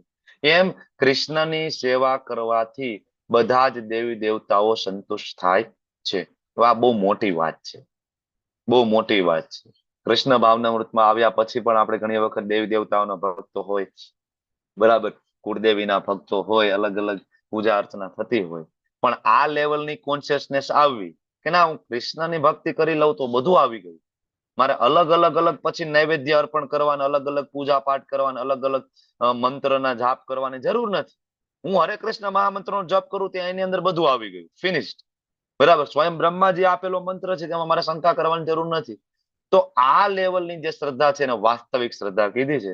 અને પ્રભુપાદે એ વાસ્તવિક શ્રદ્ધાની વ્યાખ્યા શ્લોકના રેફરન્સ સાથે ત્યાં તાત્પર્યમાં મૂકી છે. આ શ્રદ્ધા આપણને ડેવલપ થવી જોઈએ, બરાબર. પણ આ લેવલની શ્રદ્ધા બધાને મળતી નથી. એટલે પ્રભુપાદ તરત જ આ ભાવાર્થના 3જા વિભાગમાં 3 પ્રકારના જે લોકો એની ચર્ચા કરે છે. એક તો એવા લોકો છે કે જે ભગવાન પાસે આવે તો છે પણ શ્રદ્ધા એટલી બધી નથી, પણ કઈક છુપા ઉદ્દેશ્ય હોય, આવે ને એ વસ્તુ મળી જાય એટલે જાતા રહીએ. લેવલ 3, બરાબર. ને 3જી કેટેગરીના, બરાબર, એને કહી શકાય. બીજી કેટેગરીના જે ભક્ત છે, શ્રદ્ધાળુ છે, એવા છે શાસ્ત્રનું જ્ઞાન નથી, શાસ્ત્ર સમજવામાં નિપુણ નથી, પણ ભગવાન કૃષ્ણ છે એટલી ખબર છે, સેવામાં રસ છે. બીજી કેટેગરી. અને 3જી કેટેગરીનો જે ભક્ત છે, ભક્તિ રસામૃત સિંધુમાં આપણે આને વધારે ડિટેલમાં ભણશું. ઉત્તમ, મધ્યમ અને કનિષ્ઠ ભક્ત ત્યાં વધારે ડિટેલમાં આવે છે. તો જે પહેલી કેટેગરીનો જે ભક્ત છે એ શાસ્ત્રને જાણે છે, સાહિત્યમાં નિપુણ છે, એને દ્રઢ વિશ્વાસ છે, બરાબર, અને કૃષ્ણ ભાવનામૃતમાં એકદમ સ્ટેબલ છે. આ પ્રથમ વર્ગનો મનુષ્ય છે, પ્રભુપાદ લખે છે. શું કામ આ અલગ અલગ ભક્તિ શાસ્ત્રી, ભક્તિ વૈભવ આપ્યા છે? કારણ કે પ્રભુપાદ આપણને ઉત્તમ અધિકારીના લેવલનો ભક્ત બનાવવા માંગે છે, હાઈએસ્ટ, ટોપ લેવલ. ઘણા બધાના પ્રશ્ન થાય, ઘણા બધા મને એમ કે પ્રભુજી ભક્તિ શાસ્ત્રી ના કરીએ તો ભક્તિ ના કરી શકાય? ભક્તિ તો કરી શકાય, બરાબર, પણ પતનના ચાન્સીસ વધારે છે. જેમ કે આ 3જી કેટેગરી નો જે ભક્ત છે એનું પતન છે એ નિશ્ચિત છે, બરાબર. બીજી કેટેગરી એના કરતા થોડું ઉત્તમ છે, પણ એનું પણ જો કોઈ માયાવાદીઓ સાથેનો ભેટો થઈ ગયો ને, એનું પણ પતન થઈ જાય. માયાવાદીઓ એવા એવા વેદોના રેફરન્સ તમને આપી દે ને, તમને સાબિત કરી દે એ લોકો રેફરન્સ કૃષ્ણ ભગવાન નથી.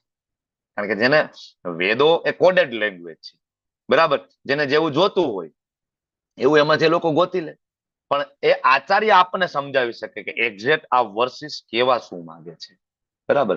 જે લોકો અશ્રદ્ધાળુ છે, માયાવાદી છે, નિરાકારવાદી છે, એવા એવા રેફરન્સ લાવી દે તો આ બીજા વર્ગનું છે પાડી શકે, પણ પહેલા વર્ગનો ઉત્તમ કોટીનો જે ભક્ત હોય ને એને પાડી નથી શકતું કોઈ, બરાબર. એટલે આ અલગ અલગ ક્લાસ, ભક્તિ શાસ્ત્રી, ભક્તિ વૈભવ, આ બધા એટેન્ટિવલી એટેન્ડ કરવા ખૂબ જરૂરી છે, બરાબર. જેથી આપણી શ્રદ્ધા એ લેવલ સુધી ડેવલપ થાય. કયા લેવલ સુધી? વાસ્તવિક શ્રદ્ધા ડેવલપ, બરાબર. ઈશ્વર, બરાબર, ખાલી કૃષ્ણ છે, ઈશ્વર કેવલ કૃષ્ણ, આર સબ ભૃત્ય, કૃષ્ણ સિવાય બીજું કોઈ ઈશ્વર નથી. આ લેવલની કોન્શિયસનેસ આવવી જોઈએ. હવે આવી ચર્ચા આપણે જયારે લેવલ 1 ને 2 માં કરીએ તો ઘણી વખત લોકોને ગળે ઉતરે નહીં. એટલે આપણે પેલા એવું કરતા હતા કે ભાઈ ભક્તિ શાસ્ત્રીમાં લેવલ 1, 2, 3, 4 આ કરીને જ આવવું, બરાબર. જેથી હવે આમાં એવું થાય કે ધારો કે કોઈ લેવલ 1, 2 નો પાર્ટિસિપન્ટ આપણી વચ્ચે હોય, બરાબર, અને એ જો બરાબર 1, 2 એટેન્ટિવલી એટેન્ડ ના કર્યું હોય, વાંચ્યું ના હોય, ભોગ લગાડતા ના હોય, માળા પણ સારી ના થતી હોય, એને આ વસ્તુ તમે કહો કૃષ્ણ સિવાય ખરેખર કોઈ જગતમાં ભગવાન નથી, બરાબર, તો નક્કી છે કે એ ભાગી જાય. એટલા માટે સ્ટેપ બાય સ્ટેપ આવવાની જરૂર છે. એટલે આપણું ભક્તિ શાસ્ત્ર એ રીતના ડિઝાઇન કર્યું છે. લેવલ 1, 2, 3, 4 અને 5. 5 માં જયારે આવે ત્યારે એ શ્રદ્ધા ઓલરેડી એની ડેવલપ કરીને આવ્યો હોય છે ત્યાં સુધી. કારણ કે ચેન્ટિંગ કરીને આવ્યો છે, 4 નિયમોનું પાલન કરીને આવ્યો છે, એટલે બહુ જરૂરી છે. હવે આગળનો જે વિભાગ છે 4 થી લઈને 10 શ્લોક, એની ચર્ચા આપણે 5 મિનિટના નાના બ્રેક પછી કરીશું.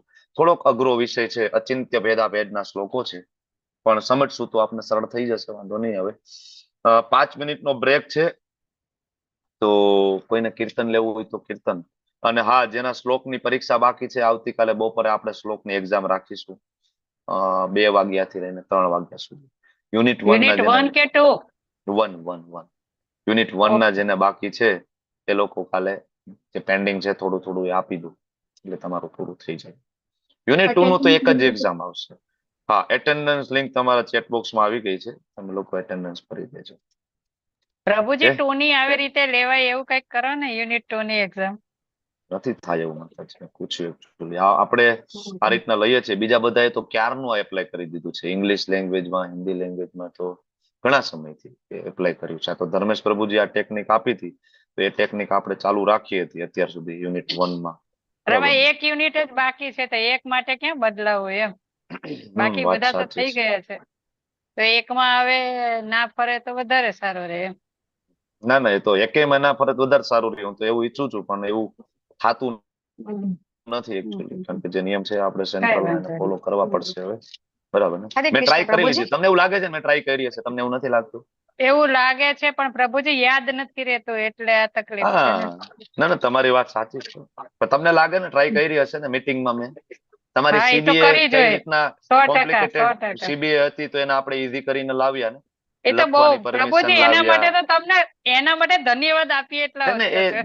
હું તો બહુ ધન્યવાદ માટે સરસ તમને છે. નથી કહેતો. હા, નહીં, તો તમને ખરેખર એવું પ્રભુજી. લાગે કે હા, એટલે હું ટ્રાય કરું જ છું નહીં, કેટલું તમને હા. ઈઝી થઈ શકે, સો ડોન્ટ નહીં, વરી. ખરેખર આ હજી પણ 15 પ્રશ્નો વાળી બહુ ગમી પ્રભુજી. હજી જયારે મીટિંગ છે ત્યારે પણ હું ફરીથી ભક્તિ શાસ્ત્રી ટીચર મીટિંગમાં એકવાર પ્રશ્ન પાછો રેસ કરી જોઈશ. તમે કયો આ છો તો શ્લોક કે ભાઈ માટેનું કહેજો પ્રભુજી. હા, એ હું એકવાર ફરીથી કહી જોઈશ, હજી એક વખત કે ભાઈ આ જૂનું છે ચાલુ રાખો તો વધારે સારું, લોકોને ઈઝી પડે છે તો વધારે લોકો ભક્તિ શાસ્ત્રી કરશે આપણું. બરાબર, અઘરું લાગશે તો ઘણા છોડીને જતા રહેશે. ને એમે બરાબર ને? કહેજો કે આ એક યુનિટ માટે અમારું જે પહેલી બેચ છે ને એના 5-6 જણા જ અમે છીએ, તો આ એક બેચ પૂરી થઈ જાય પછી ભલે ને તમે નવેસરથી કરો એમ. કારણ કે ના ના, હવેના હું જે કહીશ કે બધા છે ને શોભા માતાજીની બ્રિલિયન્ટ માઇન્ડ સ્પેશિયલ વાળા છે. રિક્વેસ્ટ છે. બરાબર, અને હા, તમારો કેજો નંબર આપી દઈશ કેજો, એમને. તમ તાર ઓળખે છે, નાવા નિષ્ઠાદાસ પ્રભુજી ઓળખે છે, વાંધો નહીં. હરે કૃષ્ણ. હરે કૃષ્ણ હરે કૃષ્ણ પ્રભુજી. પ્રભુજી, કીર્તન થેન્ક લઈ યુ. લો છો હું. હરે કૃષ્ણ. કીર્તન લઈ લો, હા, ચાલો. ભક્તિ વિનોદ ઠાકોરનું. હા, યસ કીબા જયો. હા, યસ, 5 મિનિટની અંદર પૂરું કરજો હા પ્રભુજી. પ્લીઝ. કીબા જયો, જયો ગોરા ચંદે, આરતી કો શોભા, ચાંદની તટવની, જગ મન લોભા, જાનવી તટવની, જગ મન લોભા, કે બાદખી ચાન, વામે ગદાધર, નિકટે અદ્રિત શ્રી, વાસ છત્રધાર, કે બાબા ગૌરા ચંદે, રત્ન સિંહાસને, આરતી કરી બ્રહ્મા, આદિ દેવ ગાણે, કે બાનર હરિ આદિ કોરી, ચામર ઝુલાય, સંજય મુકુંદ વાસુ, ઘોષ આદિ ગાય, કે શંખા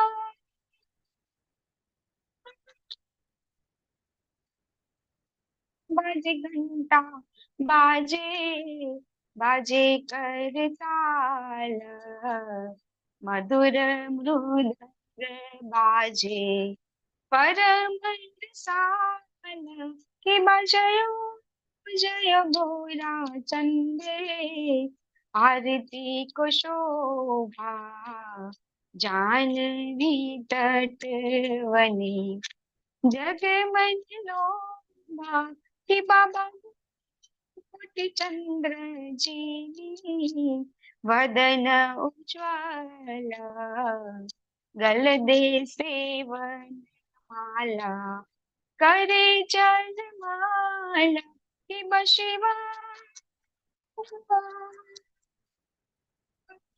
शुकनारद, प्रेमी गदा गदा, ભક્તિ વિનોદ દેખી ગોરાજ સંવાદ હિમા જય જય ગોરા ચંદે આરતી કો શોભા જાનવી તટવની જગે મનોભા જાનવી તટવની જગે મનોભા.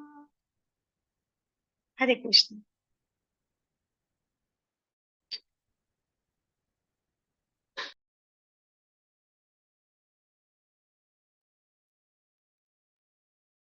હરે કૃષ્ણ. ખૂબ ખૂબ ધન્યવાદ અનિતા માતાજી.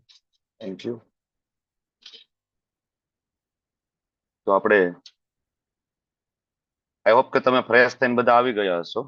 તો કન્ટિન્યુ કરી દો સેશન. આગળનો શ્લોક ચાલુ કરી દે.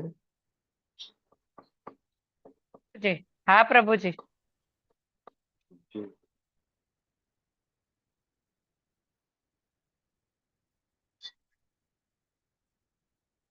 તમારી એટેન્ડન્સ લિંક તમારા ચેટ બોક્સમાં આવી ગઈ છે, તો તમે લોકો ભરી દેજો એટેન્ડન્સ.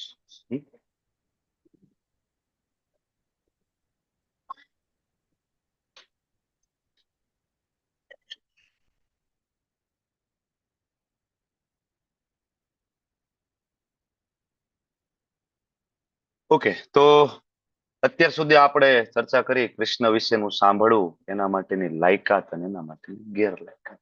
ખૂબ ડિટેલમાં આપણે ગયા. 1 કલાકમાં ખાલી 3 શ્લોક ચર્ચા કરી અત્યાર સુધી. હવે 4 થી લઈને 10 શ્લોક જે છે, અચિંત્ય ભેદાભેદ એટલે કે ભગવાન કૃષ્ણનો આ જગત સાથેનો જે સંબંધ, એની ચર્ચાઓ છે. થોડુંક આપણને વિરોધાભાસ લાગે ભગવાન જે બોલતા હોય, બરાબર. પણ આની પેલા તમારે એક્સરસાઇઝ આપવાની છે. આના ઉપર હું મારા શબ્દો પછી આપીશ, પણ પેલા તમારે આપવાની છે. તો બધા રેડી થઈ જાઓ. નોટ પેન લઈ લો, પેન્સિલ લઈ લો, પેપર લઈ લો. કરવાનું શું છે, તો આપણે ગ્રુપ બનાવીશું 4, 5, 6, 9 અને 10. મતલબ આ શ્લોક છે 9.4, 9.5, 9.6, 9.9 અને 9.10. 5 ગ્રુપ બનશે. 5 ગ્રુપની અંદર આ એક શ્લોક આપણે આપશું. આ એક શ્લોક ઉપર તમારે શું જોવાનું છે, તો કે એમાં સંસ્કૃતના શબ્દ એવા શોધો, બરાબર, કે જે ભૌતિક જગત સાથે ભગવાન કૃષ્ણનો શું સંબંધ દર્શાવે છે. પ્રભુપાદનો તાત્પર્યમાંથી એવી ઉપમાઓ લઈ આવો, બરાબર, એવા ઇમ્પોર્ટન્ટ સ્ટેટમેન્ટ લઈ આવો અને તમે એમાંથી શું સમજી શકો છો એ લઈ આવો, બરાબર. એક રિપ્રેઝન્ટ કરશે, એક લીડર એમાંથી રિપ્રેઝન્ટ કરશે 5 ગ્રુપમાંથી. એ એવા વ્યક્તિ હશે જે પેલા રિપ્રેઝન્ટ ના કર્યું હોય, બરાબર. અને બીજું શું કરવાનું છે, તો કે ચિત્ર દોરવાના છે. ચિત્ર તમે કોઈ પણ શ્લોકનું દોરી શકો છો. એના માટે તમારે તમને એલોટ કરેલા શ્લોક ઉપર ધ્યાન આપવાની જરૂર નથી, બરાબર. 4, 5, 6, 9 અને 10 તમને આ 5 શ્લોકમાંથી જે શ્લોક ગમતો હોય એ શ્લોક મુજબ ચિત્ર બધાએ દોરવાના છે, બરાબર. ચિત્ર બધાએ બતાવવાના છે, પણ રિપ્રેઝન્ટ કરવાનું છે ગ્રુપને 5 જ વ્યક્તિ. 5 ગ્રુપ, 5 વ્યક્તિ રિપ્રેઝન્ટ કરશે. 1 મિનિટનો સમય મળશે એને રિપ્રેઝન્ટ કરવા માટે. સમજાઈ ગયું બધાને કે મારે કઈ સમજાવવાની જરૂર છે? 5 ગ્રુપ, 5 શ્લોક. શ્લોકની અંદર મહત્વના શબ્દો, કેવી રીતના ભગવાન આ જગત સાથેનો પોતાનો સંબંધ સ્થાપિત કરે છે એ સમજવાની કોશિશ. ભૌતિક જગત સાથે કૃષ્ણનો શું સંબંધ છે. સંસ્કૃતના શબ્દ, પ્રભુપાદના તાત્પર્ય, ઉપમા, બરાબર, તુલનાઓ જે આપી હોય તે. અને દરેક વ્યક્તિએ પિક્ચર દોરવાના, ડ્રોઈંગ કરવાનું છે દરેકે. ડન. તો અહીંયા હું બ્રેકઆઉટ રૂમ ક્રિએટ કરું છું. પ્રભુજી બધાને એક શ્લોક કે બધાને 5-5? માતાજી, ગ્રુપમાં 1 શ્લોક આવશે. 5 ગ્રુપના 5 શ્લોક ગ્રુપને થઈ ગયા. 1 શ્લોક એવી રીતે ને? ઓકે એક ગ્રુપ આપણે એમ જ કરીએ છીએ ને, એક ગ્રુપને 1 શ્લોક. અને આમાં જો ઓકે, પેલું ઓકે. ગ્રુપને 9.4 આવશે, બીજું ગ્રુપને 9.5 આવશે, એ હું તમને કહી જ દઉં છું કયા ગ્રુપને કયો શ્લોક આવશે, હા બરાબર. પ્રભુજી. હાજી. આ બ્રેકઆઉટ રૂમ બંને ક્યાંથી, પેલા એ મને શોધવાનું, મને મળતું નથી. મળી ગયું. ચાલો, તો 5 રૂમ આપણે ક્રિએટ કરીશું. અસાઇન ઓટોમેટિકલી અસાઇન કરીએ. તો પેલું ગ્રુપ માં અનિતાબા ગોહિલ માતાજી, તમે યાદ રાખો તમારા ગ્રુપનો શ્લોક છે 9.4. બીજું ગ્રુપ માં પેલું નામ છે ધ્રુતિ પટેલ માતાજી, હું જેનું નામ બોલું છું એ સાંભળો છો ને, જેથી તમે તમારા ગ્રુપના બીજા મેમ્બરને કહી શકો કે ભાઈ આપણો શ્લોક આ હા છે. પ્રભુજી. હા ધ્રુતિ પ્રભુજી. માતાજી શ્લોક છે 9.5, બીજું ગ્રુપ, જેમાં બીજા પાર્ટિસિપન્ટ પણ છે. બરાબર. રૂમ નંબર 3, એના પહેલા પાર્ટિસિપન્ટ નું નામ અહીંયા છે અસિતા માતાજી, એનો શ્લોક છે 9.6. રૂમ નંબર 4, એનું પહેલું નામ છે હિરણમય કેશવી માતાજી, શ્લોક નંબર 9.9. અને રૂમ નંબર 5, એમાં પહેલું નામ છે અમરીશનાથ કૃષ્ણ પ્રભુ. બરાબર, એનો શ્લોક છે 9.10. આ 5 વ્યક્તિને મેં શ્લોક કીધા છે. હવે તમારી સાથે જે વ્યક્તિ આવે એ બધાને તમે કહેજો કે આપણે આ શ્લોક ઉપર ચર્ચા કરવાની છે, બીજા શ્લોક ઉપર નહીં. બરાબર. પછી જ્યારે તમે આ 5 વ્યક્તિ પ્રેઝન્ટ કરતા હોય, બરાબર, તો તમને એ બીજા 5-6 મિનિટનો સમય બધાને મળશે. એ 5 મિનિટમાં તમે ડ્રોઈંગ કરી નાખજો બધા. થઈ ગયું? પેલા અત્યારે ચર્ચા કરી લો. રીડિંગ કરવાનું અને ચર્ચા કરવાનો બંને કમ્બાઈન સમય તમને મળશે 6 થી 7 મિનિટનો. 9 ને 11 થઈ છે, અને 9 ને 18 બ્રેકઆઉટ રૂમ આપણે ઓપન કરી નાખશું. 9 ને 18 ડન. ચાલો ઓપન. તમે તમારા રૂમમાં જઈ શકો. જોઈન નું બટન ક્લિક કરો, તમારા ડિસ્પ્લે ઉપર આવે છે, જોઈન કરો એટલે તમે તમારા રૂમમાં જતા રહેશો બધા.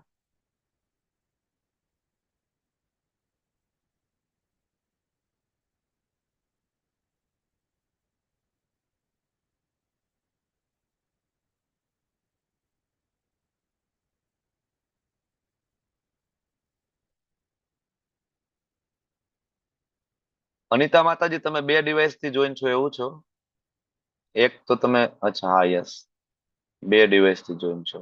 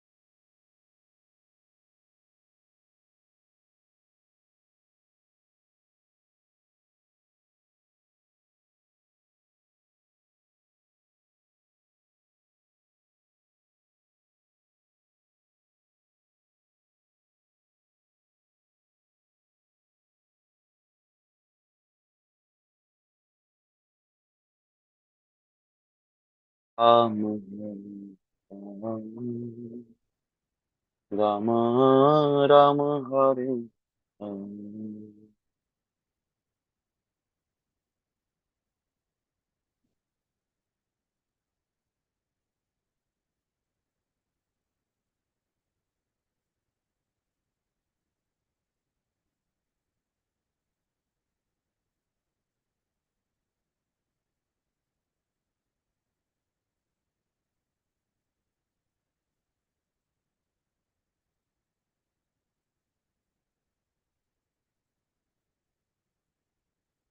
હરે કૃષ્ણ પ્રભુજી, હું બહાર જ નીકળી ગઈ બિલકુલ. ઓકે, હું તમને જોઈન કરી દઉં. થર્ડ ગ્રુપમાં હતી પ્રભુજી હું. થર્ડ ગ્રુપ છે ને? હા, હું જોઈન કરી દઉં છું.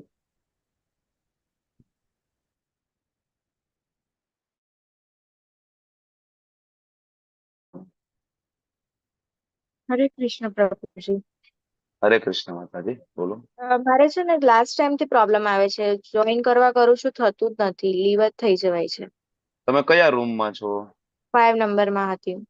હું 5 રૂમ નું પાછું જો આવ્યું તમારું ઓપ્શન ફરી આવ્યું. આપો એક. हरे कृष्णा। हाँ जी, बोलो बोलो।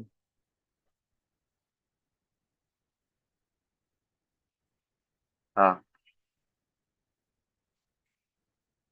અચ્છા, કઈ નહીં, જોઈન કરો પાછું. ચાલો, હું એક રૂમમાં તમને તમે જોઈન કર્યું દેખાતા નથી મને. આવો.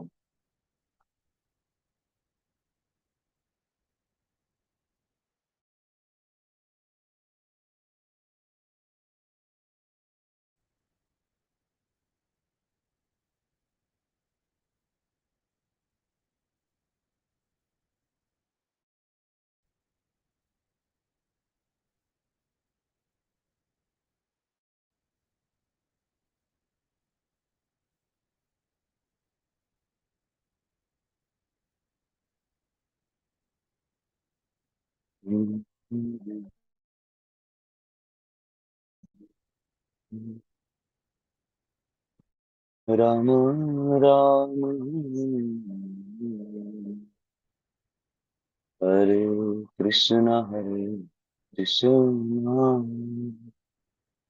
કૃષ્ણ કૃષ્ણ હરે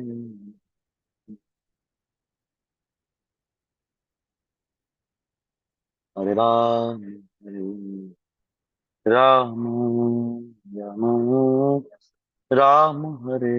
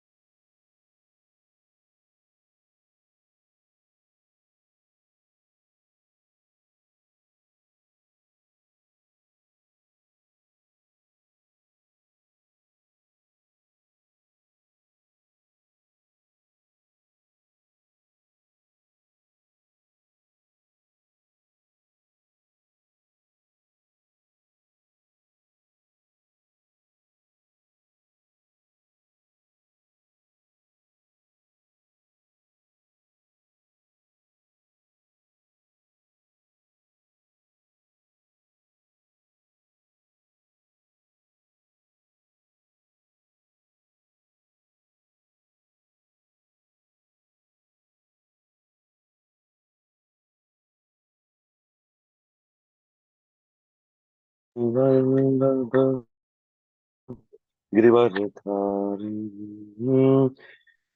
जय राधा माधव कुंज बिहारी गोपी वल्लभ गिरिवरधारी यशोदानंदन व्रज जनरंजन यशोदानंदन व्रज जनरंजन યમુના તીરવન ચારી. આવી ગયા બધા? ચાલો, ઓકે, વેલકમ બેક. બધાનું ફરીથી સ્વાગત છે. તો ચાલો, લીડર 1, ગ્રુપ નંબર 1, શ્લોક નંબર 9.4. હરે કૃષ્ણ, કોણ છે? પ્રભુજી દંડવત પ્રણામ. હા બોલો અમારા માતાજી. ગ્રુપમાં હા વિમલા વરદાયણી માતાજી ને હતા, મને ખ્યાલ વિષ્ણુ છે, તમે પ્રભુજી. Direct presentation okay. ચાલુ કરી દો. ઓકે હા તો આપણે ભક્તિ સમાજ સિંધુમાં આપણે રૂપ ગોસ્વામી પ્રભુપાદ આપણે સમજાવે છે ને કે અત્ય શ્રી કૃષ્ણ નામથી ન ભવે ગ્રામ ઇન્દ્રે સેવન મૂકી જીવા દો સ્વયં એમ સ્મૃદા, એટલે કે આપણી ઇન્દ્રિયો અપૂર્ણ છે. આપણી આ ઇન્દ્રિયોથી ક્યારેય ભગવાનને આપણી જાતે કોઈ દિવસ આપણે ભગવાનને સાક્ષાત્કાર કરી શકવાનો નથી. પરંતુ જયારે આપણને ગુરુનું શરણ મળે છે અને આપણે એમની સેવામાં એમનું આપણે સમર્પણ કરી દઈએ છીએ, ગુરુને આપણે સંપૂર્ણ સમર્પણ જયારે કરીએ આપણને, તો આપણને સાક્ષાત કરવાનું આપણને મળે છે મોકો, તક મળે છે. ભગવાન સાક્ષાત થવાની આપણને તક મળે છે. આપણે તો કરી શકવા માટે લાયકાત નથી હોતી, પરંતુ આવું કરીએ તો તક મળે છે. અને સેમ બ્રહ્મ સંહિતાના શ્લોકમાં કહ્યું છે એ પ્રમાણે આપણે જયારે પ્રેમનો ભાવ વિકસાવવો હોય આપણે, બરાબર, તો આપણે જ્યાં સુધી આપણે ભગવાન ગોવિંદ દર્શન આપણે કરવા હોય તો આપણે આપણા ગુરુના શરણે જવું પડે. ભગવાનને આપણે જોઈ શકતા નથી, કારણ કે આપણે આ શબ્દમાં જગત અવ્યક્ત મૂર્તિના શબ્દ આપેલો છે કે ભગવાન છે એ આપણે ભગવાન દરેક જગ્યાએ બિરાજમાન છે, છતાં આપણે ભગવાનને જોઈ શકતા નથી. દાખલા તરીકે કોઈ રાજ્યનો વડો હોય તો રાજ્યનો વડો દરેક જગ્યાએ કામ કરવા જતો નથી, એને બધે અલગ અલગ હોદ્દેદારો નિમી દીધા હોય છે અને એ લોકો એમની રીતે કાર્ય કરતા હોય છે. પણ એ બધું કાર્ય થતું હોય છે તો રાજ્યના વડાની અંદર જ થતું હોય છે. એ રાજ્યનો વડો ક્યાંય દેખાતો નથી હોતો, છતાં પણ દરેક કામ થતું હોય છે. એવી રીતે ભગવાન બધું જ કામ, આખું સંસાર જગત ભગવાન ચલાવે છે, પણ ક્યાંય આપણને ભગવાન દેખાતા હોતા નથી. ભગવાન દરેકમાં બિરાજમાન છે, દરેક વ્યક્તિમાં ભગવાન બિરાજમાન છે. એ વસ્તુ આપણે જયારે ગુરુના શરણે જઈએ છીએ તો આપણને સમજી શકીએ છીએ અને પછી આપણામાં પણ એ શક્તિ ડેવલપ થાય છે, એ પણ ભાવ આવે છે અને આપણે પણ દરેક વ્યક્તિમાં ભગવાનને જોઈ શકીએ છીએ. અને જયારે આપણે એવું સમજીએ છીએ કે દરેકમાં ભગવાન છે તો આપણને પણ સાક્ષાત્કાર થઈ શકે છે. હરે કૃષ્ણ પ્રભુજી.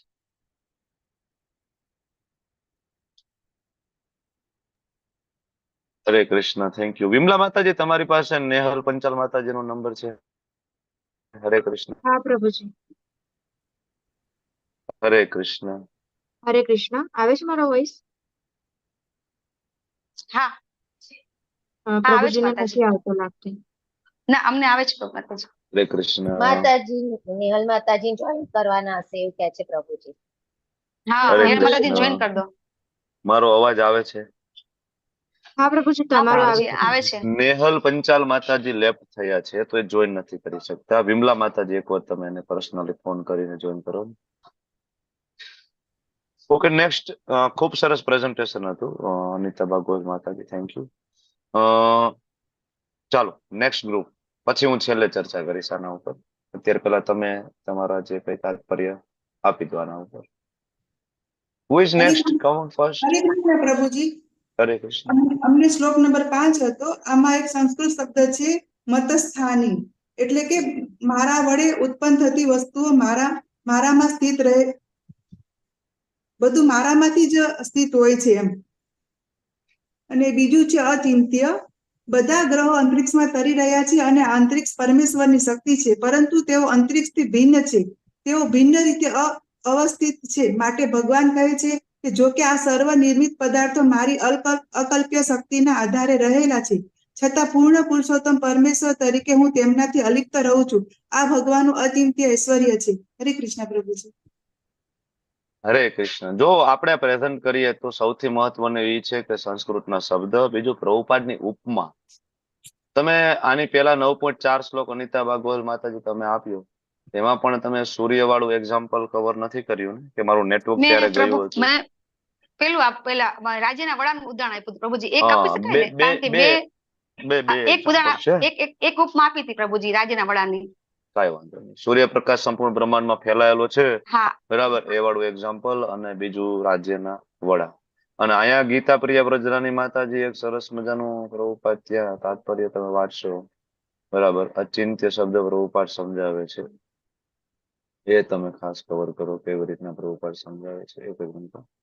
મતસ્થાનીય શબ્દ બરાબર છે. અને એક સૌથી ઇમ્પોર્ટન્ટ એક્ઝામ્પલ છે રોમન જે દેવતા જે ગોળો ઉપાડે છે, એ કવર કરવું જોઈતું હતું, એ તમે નથી કર્યું. ઓકે, ચાલો, હુ ઇઝ નેક્સ્ટ? હરે કૃષ્ણ પ્રભુજી. હું છું રૂમ 3 માંથી. તો 9.6 છે અમારો શ્લોક. એમાં યથા આકાશ સ્થિતો વાયુ નિત્યમ. તો એમાં ભગવાન એવું આમાં આપણે ઉપમા પ્રભુપાદે આપણને ભગવાને જ આપેલી છે કે જેવી રીતે વાયુ બહુ જ પ્રબળ છે અને સંસારમાં બધી વસ્તુને ગતિ આપવા વાળો પણ વાયુ ગણાય છે, એટલો પ્રબળ હોવા છતાં પણ જેવી રીતે એ આકાશમાં સ્થિત રહેલો છે, એવી રીતે સૃષ્ટિ પર જે પણ બધા ચરાચર જે પણ બધી વસ્તુઓ છે, બધા પ્રાણીઓ છે, એ બધા પણ ભગવાનમાં સ્થિત રહેલા છે પ્રબળતાની સાથે. અને જે લિપ્ત પણ નથી હોતા, જેવી રીતે વાયુ અને આકાશ વચ્ચે એ લિપ્ત નથી હોતા, એવી રીતે ભગવાન પણ અંદર પણ બધી વસ્તુ ભગવાનમાં સમાયેલી છે, છતાં પણ એ ભગવાન કોઈ પણ વસ્તુની સાથે લિપ્ત નથી થયેલા એવું સમજાવ્યું છે. અને દરેક વસ્તુનું ભગવાનની ઈચ્છા વગર તણખલું ચાલતું નથી, તો એવી રીતે સર્વોપરી ઈચ્છાને બધું આધીન હોય છે, એટલે પાલન, સર્જન, સંહાર બધું. અને આમાં રેફરન્સ બધા આપેલા છે, 3 આપેલા છે. એમાં એક છે તૈત્તિરીય ઉપનિષદનો કે યદ્ય વાતઃ પવતે, બીજો છે એટલે એમાં એવું જ કે છે કે ભગવાનના ભયથી જ વાયુ, એટલે બધી વસ્તુઓ ભગવાનના ઈચ્છાને આધારિત થાય છે અને બધું ભગવાનમાં સમાયેલું હોવા છતાં પણ ભગવાન જ બધી વસ્તુ કરે છે. એના રેફરન્સ કે ભગવાનની અધ્યક્ષતામાં બૃહદારણ્ય ઉપનિષદનો એક શ્લોક છે કે એમની આજ્ઞા દ્વારા સૂર્ય, ચંદ્ર અને અન્ય વિશાળ ગ્રહો ફરતા રહે છે. અને બ્રહ્મ સંહિતાનો પણ શ્લોક આપણે કહીએ છીએ કે સૂર્ય એ પરમેશ્વરની આંખ છે અને ગરમીને પ્રકાશ એ બધું એ જ આપે છે, છતાં પણ ગોવિંદની આજ્ઞાથી જ એ અહીંયા કક્ષામાં ભ્રમણ કરતા રહે છે. અને એમાં પ્રભુપાદનો હેતુ સમજાવવાનો એ જ છે કે જેવી રીતે આપણો ક્વેશ્ચન છે કે કૃષ્ણનો ભૌતિક વિશ્વ સાથે સંબંધ શું છે, એટલે કે આ વિરાટ ભૌતિક સર્જન જે થયું છે એ ભગવાનના આધારે કેવી રીતે રહેલું છે એ સમજાવવાનો પ્રયત્ન છે. હરે કૃષ્ણ પ્રભુજી. હરે કૃષ્ણ. ખૂબ સરસ કવર કર્યું છે, ખૂબ સરસ. 9.9. હરે કૃષ્ણ. Next group. હરે કૃષ્ણ વિશાલ પ્રભુજી. પ્રભુ છે. બોલો. હવે યસ, આપણે વિશાલ પ્રભુ. હરે કૃષ્ણ પ્રભુજી. જે આપણે કૃષ્ણનો ભૌતિક વિશ્વ સાથે સંબંધ જોશું તો 9.9 સંસ્કૃત શબ્દ આપ્યો છે કે આત્મ રામસ્ય તસ્યાસ્તિ પ્રકૃત્યા ન સમાગમ, કે તેઓ સનાતન, દિવ્ય, આનંદમય આધ્યાત્મિક કાર્યોમાં હંમેશા વ્યસ્ત રહે છે, પરંતુ આ ભૌતિક કાર્યો સાથે તેમને કશી નિસંબંધ હોતી નથી. અને બીજો શ્લોક સંસ્કૃત શબ્દ આપ્યો છે વેદાંત સૂત્રમાંથી કે વૈષમ્ય નૈગૃણ્યે ન, કે તેઓ આ ભૌતિક જગતના દ્વંદ્વોમાં સ્થિત નથી. આ વિષમતાઓથી તેઓ પર હોય છે અને ન તો આ ભૌતિક જગતના સર્જન તથા વિનાશમાં પણ તેમને આસક્તિ હોય છે. ઓકે. પછી હરે કૃષ્ણ કે પૂરું થઈ ગયું?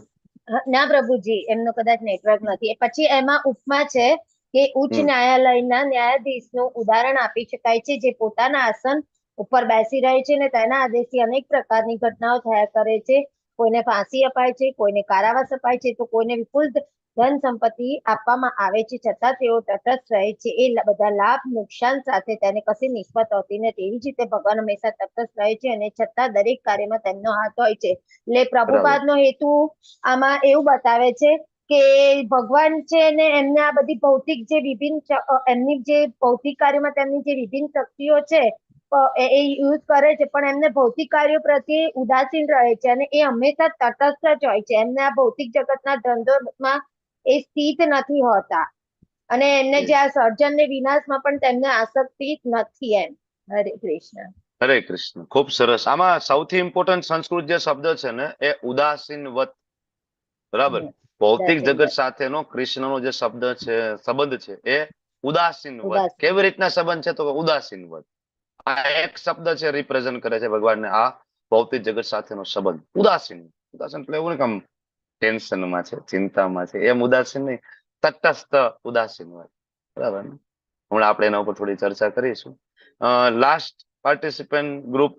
હરે કૃષ્ણ. પ્રભુજી, મને લાસ્ટ આપી તો પણ મારે તો બીજે જોઈન થઈ ગયું હતું. હું તો શ્લોક બોલે કે રાખું 9, 10 પણ કોઈ બોલે જ નહીં. પછી અનિતા માતાજીના મારું તો નામ હતું, તો અમે તો એમાં જ હતા રે. ઓકે. તો 9.10 વાળું કોઈ ગ્રુપ છે કે જેને કઈ તૈયારી કરી હોય? કોઈ ગ્રુપ? એનીબડી? હરે કૃષ્ણ પ્રભુજી, હું 9.10 માં હતી પણ પછી જોઈન જ ના થવાયું ને. અત્યારે 3 છે અને મને પણ પ્રોબ્લેમ આવ્યો તો. નેહલ માતાજી બી જોઈન નહીં થઈ શકતા અને હેમાંગી માતાજી પણ અત્યારે યુટ્યુબ થી જોડાયેલા છે, એટલે આ કઈક પ્રોબ્લેમ આવે છે. હા, ગઈ ફેરી પણ મારું નતું જોડાયું. હું તો પ્રભુજી 9, 10 ની જગ્યાએ સીધા એક ગ્રુપમાં જોઈન થઈ ગયો. કઈ વાંધો નહીં. ચાલો, કઈક ટેકનિકલ ઇસ્યુ હશે, મને ખબર નથી એકચ્યુઅલી. તો સરસ તમે લોકોએ ચર્ચા કરી. હવે જે લોકોને ડ્રોઈંગ બાકી હોય ડ્રોઈંગ દોરવા માંડજો તમે લોકો. હરિપ્રિયા માતાજી કઈ કેવું છે? હરે કૃષ્ણ. હરે કૃષ્ણ પ્રભુજી, દંડવત પ્રણામ, જય શ્રી ધનુષ કૃપાજી. યસ. પ્રભુજી, મોના અંધારિયા માતાજીને થેન્ક્સ કહેવું છે, કેમ કે એમણે કીધું કે એમણે એન્કરેજ કર્યા ગીતા પ્રિયા માતાજીને બોલવા માટે, કે હું તો બહુ જ વખત બોલી છું, હવે તમારો ટર્ન. અને ગીતા પ્રિયા માતાજીએ પછી બધું લખી કાઢ્યું અને પછી બોલ્યા. તો આવી રીતે એકબીજાને એન્કરેજ કરવાથી બીજાને પણ હિંમત મળે બોલવાની. અને બરાબર છે. એવી રીતે કેમ કે એક ના એક માણસ પછી દર વખત બોલે તો પછી ના ના બરાબર, એ તો મેં પેલા જ કીધું હતું ભાઈ નવા પાર્ટિસિપન્ટ ને આપજો. ઓકે, થેન્ક યુ માતાજી. તો 9.4, 9.5, 9.6, 9.9 અને 9.10 આ 5 ગ્રુપ અને 5 ગ્રુપ જે તમે લોકોએ ચર્ચા 9.10 માં આપણી ચર્ચા નથી થઈ. બાકી તમે લોકોએ સરસ અલગ અલગ. મારો અવાજ તો બરાબર આવે છે ને? તમને લોકોને સંભળાય છે ને? હા પ્રભુજી. આગળ વધો ને. ઓકે. 9.4 આ અત્યંત્ય ભેદાભેદના જે શ્લોકોની શરૂઆત અહીંથી થઈ, થોડું સમજવામાં ક્યારેક મુશ્કેલ પડે એવું છે. કારણ કે ભગવાન કહે છે કે આ સમગ્ર જગત મારા વડે મારા અવ્યક્ત રૂપમાં વ્યાપ્ત છે. સર્વ જીવો મારામાં છે પણ હું એમનામાં નથી. આગળ તો કીધું હું તેમનામાં છું, અહીંયા કહે છે હું તેમનામાં નથી. આ એ રીતના પીપીટી બનાવી છે, પણ પેલા આપણે ડાયરેક્ટ શ્લોક ઉપર જતા રહીએ. આ તમે જે ચર્ચા કરી એ જ છે.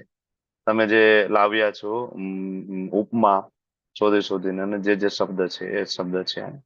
તો સમગ્ર જગત ભગવાન કહે છે મારા વડે. તો કયા રૂપમાં એકચ્યુઅલી વ્યાપ્ત છે? અહીં ભગવાન કહે છે કે મારા વડે વ્યાપ્ત છે, ત્યારે ભગવાન કહે છે અવ્યક્ત મૂર્તિના, જગત અવ્યક્ત મૂર્તિના. મતલબ અહીંયા અવ્યક્ત એટલે કે ભગવાનનું જે સ્વરૂપ છે બ્રહ્મન સ્વરૂપ છે એનાથી વ્યાપ્ત છે. બરાબર. એટલે ઘણી વખત આપને એવું લાગે કે અહીં વિરોધાભાસ છે, પણ વિરોધાભાસ નથી.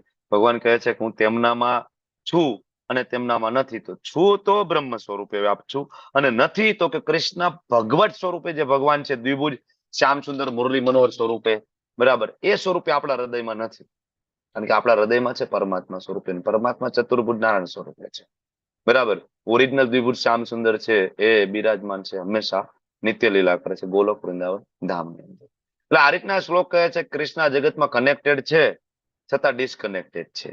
જેને ડ્રોઈંગ દોરવા હોય એ દોરજો. આ 4 શ્લોક ઉપર અમારું વક્તવ્ય પતે પછી તમારા ડ્રોઈંગ આપણે જોઈશું છેલ્લે. ઓકે. તો કૃષ્ણ કેવી રીતના જગત સાથે કનેક્ટેડ છે અને કેવી રીતના કનેક્ટેડ હોવા છતાં પણ ડિસ્કનેક્ટેડ છે. કોઈ એમ કે ભાઈ એવું કેવી રીતના બને કનેક્ટેડ છે છતાંય ડિસ્કનેક્ટ છે? તો ભગવાન આગળના શ્લોકમાં કહેશે યોગમ ઐશ્વર્યમ, એ મારું યોગ શક્તિ છે. બરાબર.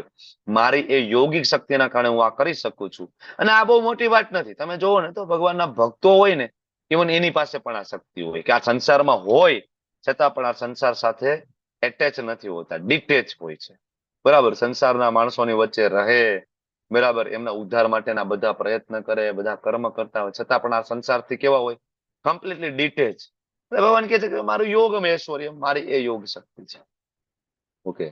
ભાવાર્થ તમે લોકોએ કહ્યું એ પ્રમાણે, તો મેં તમને કહ્યું છે કે ભાવાર્થને અલગ અલગ વિભાગમાં વહેંચી દેવાનો. તો આ ભાવાર્થને આપણે કઈ રીતના વેચીએ? તો કે ભાઈ શું કામ આપણને ભગવાનની અનુભૂતિ નથી થતી?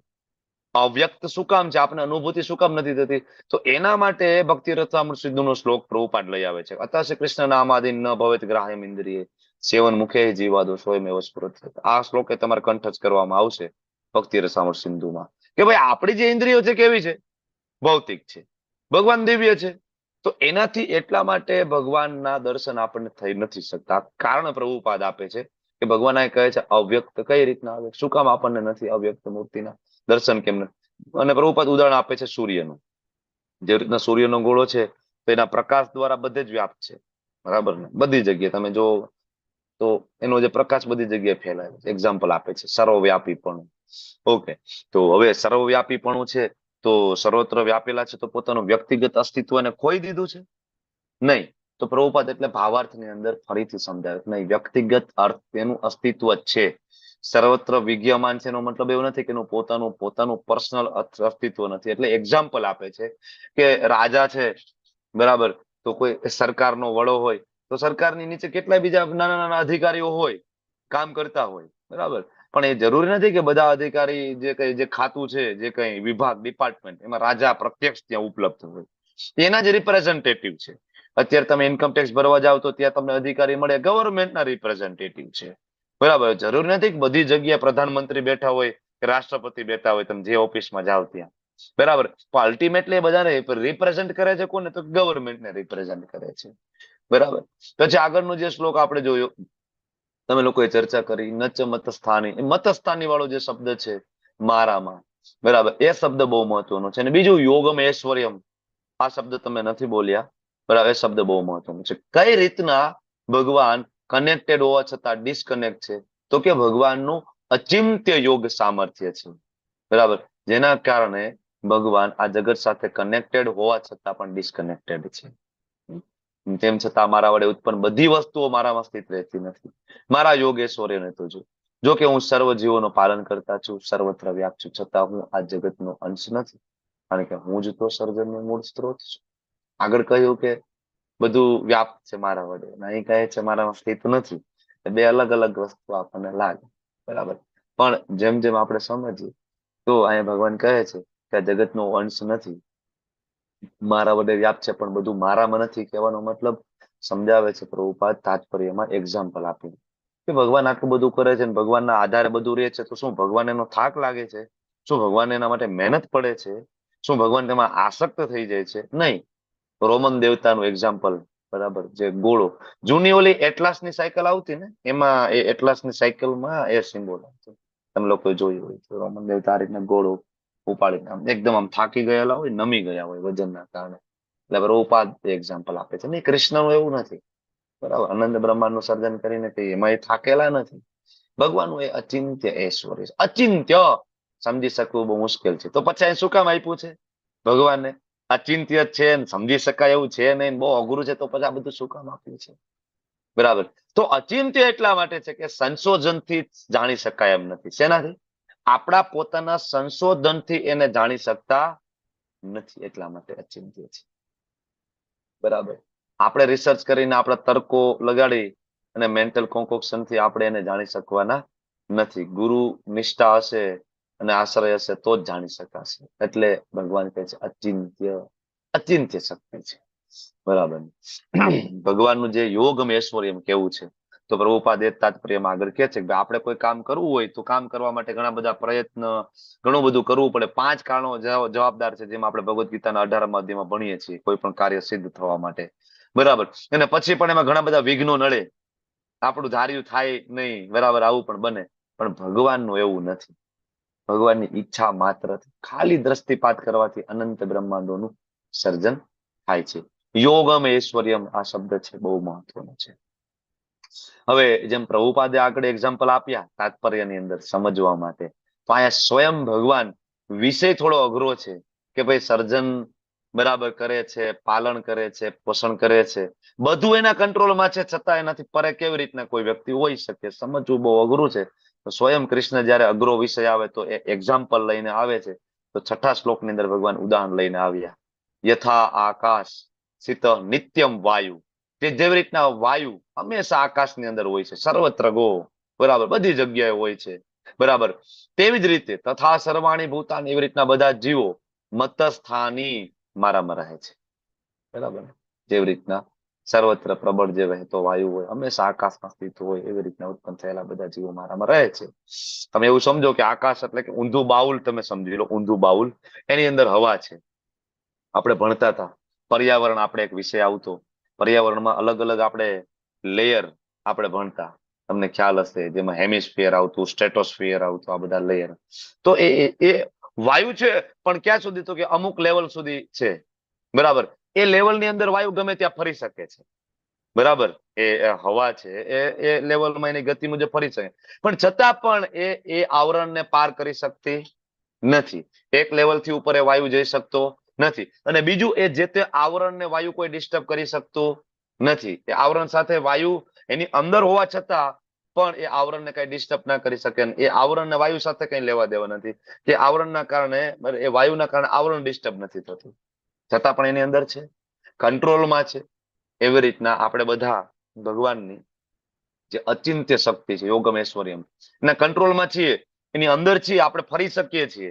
એક આંશિક સ્વતંત્રતા છે 84 લાખ યોનિઓની, ઉપર નીચે થવાની.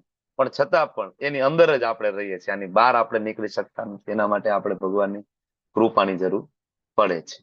બરાબર. તો ભગવાન જેમ ઉદાહરણ આપે છે એ જ ઉદાહરણને પ્રભુપાદ વિસ્તારથી તાત્પર્યમાં સમજાવે છે. જે આકાશ વાળું ઉદાહરણ, જે વાયુ વાળું ઉદાહરણ છે, એ પ્રભુપાદ તાત્પર્યમાં ફરીથી ડિટેલમાં સમજાવે છે. પ્રભુપાદ તે સમજાવે છે કે ભગવાનની ઈચ્છા વગર ઘાસનું તણખું પણ હલતું નથી. અને એ સમજાવવા માટે જેમ માતાજીએ કીધું, અલગ અલગ રેફરન્સ અસીતા માતાજી આપ્યા, એ બધા રેફરન્સ પ્રભુપાદ આપી અને સિદ્ધ કરે છે કે ભગવાન કોણ છે, એની શક્તિ કેવી છે.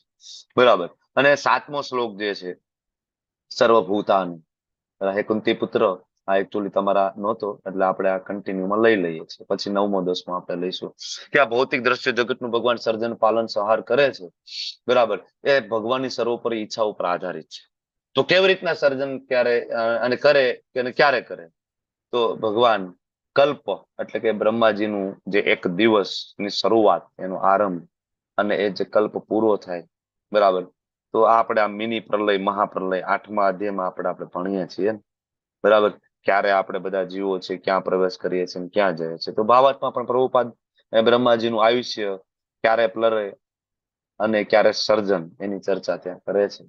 તેમાં આપણે બધાને ખબર છે 4 અલગ અલગ યુગ, 4 અલગ અલગ યુગની અવધિ, 4 યુગ ભેગા થાય તો એક દિવ્ય યુગ, અને 1000 દિવ્ય યુગ એટલે બ્રહ્માજીની 12 કલાક થાય, 24 કલાક, બરાબર, એટલે 2000 દિવ્ય યુગ થયા. 2000 દિવ્ય યુગ એટલે 864 કરોડ વર્ષ પૃથ્વીના થયા.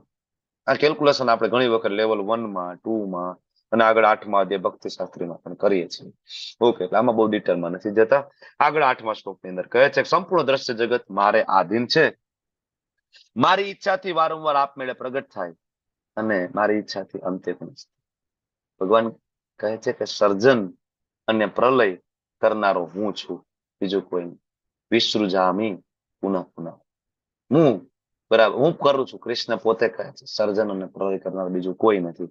અને આ વસ્તુ સમજાવવા માટે પ્રભુપાદ તાત્પર્ય અંદર 3 વિષ્ણુ, બરાબર, શરૂઆતમાં ભગવાન સ્વયં પ્રગટ કરે છે મહત તત્વ, કે આ ભૌતિક જગતના નિર્માણ માટે જે કઈ રો મટીરિયલની જરૂર પડે ને, એ રો મટીરિયલ એટલે મહત તત્વ છે.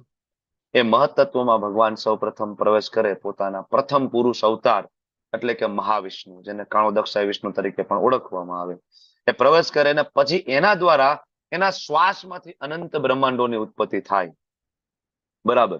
અને એ મહાવિષ્ણુનો દ્રષ્ટિપાત રમાદેવી ઉપર થાય અને એ મહત તત્વમાં ખળભળાટ થાય ને તરત પ્રધાનની ઉત્પત્તિ થાય, બરાબર. પછી આગળ તમને ખબર છે શિવજીની કાલ શક્તિ એમાં ઉમેરાય છે, બરાબર, અહંકારની ઉત્પત્તિ થાય છે, બરાબર, અને અહંકાર એનું જે મિશ્રણ થતા થતા થતા આખી સૃષ્ટિનું સર્જન થાય, જે આપણે લેવલ 2 અધ્યાય 14મો શ્લોક નંબર 3, ત્યાં આપણે સૃષ્ટિના સર્જનની વાત કરીએ છીએ. અહીંયા પણ ભક્તિ શાસ્ત્રીમાં ફરીથી રિપીટ આપણે કરવાના છીએ, બરાબર. તો વધારે ડિટેલ માટે લેવલ 2 14મો અધ્યાય તમે લોકો વિડીયો જરૂર જોજો તમે.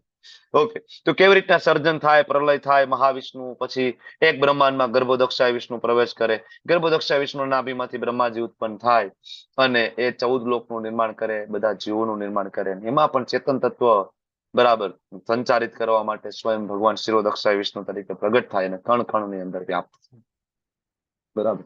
આ રીતના ભગવાન સૃષ્ટિનું સર્જન કરે છે, એનું પાલન કરે છે. અલ્ટિમેટલી જ્યારે બ્રહ્માજીનો દિવસ પૂરો થાય તો એનો વિનાશ પણ થાય, મિની પ્રલય, મહાપ્રલય. બ્રહ્માજીનું મૃત્યુ થાય તો મહાપ્રલય આવે, બરાબર. તો બીજો એક પ્રશ્ન એવો પણ થાય કે શું આ જીવો એક સાથે આવ્યા હશે કે એનો ક્રમિક વિકાસ હશે? જેમ કે ડાર્વિનનો ઉત્ક્રાંતિ વાત તો એવું કે છે કે ભાઈ પેલા આપણે વાંદરા હતા, વાંદરામાંથી ધીમે ધીમે ધીમે મનુષ્ય બન્યા. એનું ખંડન કરવા માટે પ્રભુપાદ તાત્પર્યમાં લખે છે કે એવું નથી. સર્જનના પ્રારંભથી બધી યોનિઓ અસ્તિત્વમાં હતી. જે જીવની જેવી ઈચ્છા હતી ને એ રીતના એ યોનિઓ, બરાબર, અસ્તિત્વમાં આવે છે. આવો સમ એ શબ્દ ઉપર આપે છે, બરાબર. અને આ સર્જન, ભૌતિક જગતનું નિર્માણ શું કામ ભગવાને કર્યું? તો પ્રભુપાદની જે છેલ્લી લાઈન તમે વાંચશો ભગવદ ગીતાની અંદર, તો પ્રભુપાદ ત્યાં લખે છે કે આ સર્જન વિવિધ જીવોની મનોવૃત્તિને પોષવા માટે થયું. એનું કારણ એક જ છે, શું? તો કે આપણી ભોગ ભોગવવાની ઈચ્છા, આપણી ભગવાન બનવાની કામના, આપણી પોતાની પર્સનલ ઈચ્છા, કૃષ્ણને સંતુષ્ટ કરવાની ઈચ્છા નહીં, આપણે પોતાને સંતુષ્ટ કરવાની ઈચ્છા કરી તો ભગવાને આપણા માટે ભૌતિક જગતનું નિર્માણ કર્યું. એટલે ભગવાન આમાં લિપ્ત નથી, કારણ કે આ આપણી ઈચ્છાથી આ નિર્માણ આપણે ભગવાને કરી દીધું છે. તો ભગવાન અહીંયા લિપ્ત નથી થતા. ભગવાન હંમેશા એના ગોલોક વૃંદાવન ધામમાં એમના ભક્તો સાથે નિત્ય લીલા કરી રહ્યું છે. તો આ સર્જન અને જે પ્રલય 84 લાખ યોની આ બધાનું નિર્માણ કરવું, સર્જન કરવું, પ્રલય કરવું બધું કરે તો શું ભગવાનને એનું બંધન થતું હશે? એના કર્મના ફળ લાગતા હશે? પાપ પુણ્ય લાગતું હશે? બરાબર. તો ભગવાન 9.9 માં જવાબ આપે છે કે નચ મામ તાની કર્માણી નિબગ્નતિ ધનંજય. હે ધનંજય, મને કોઈ કર્મ નું બંધન થતું નથી. બરાબર.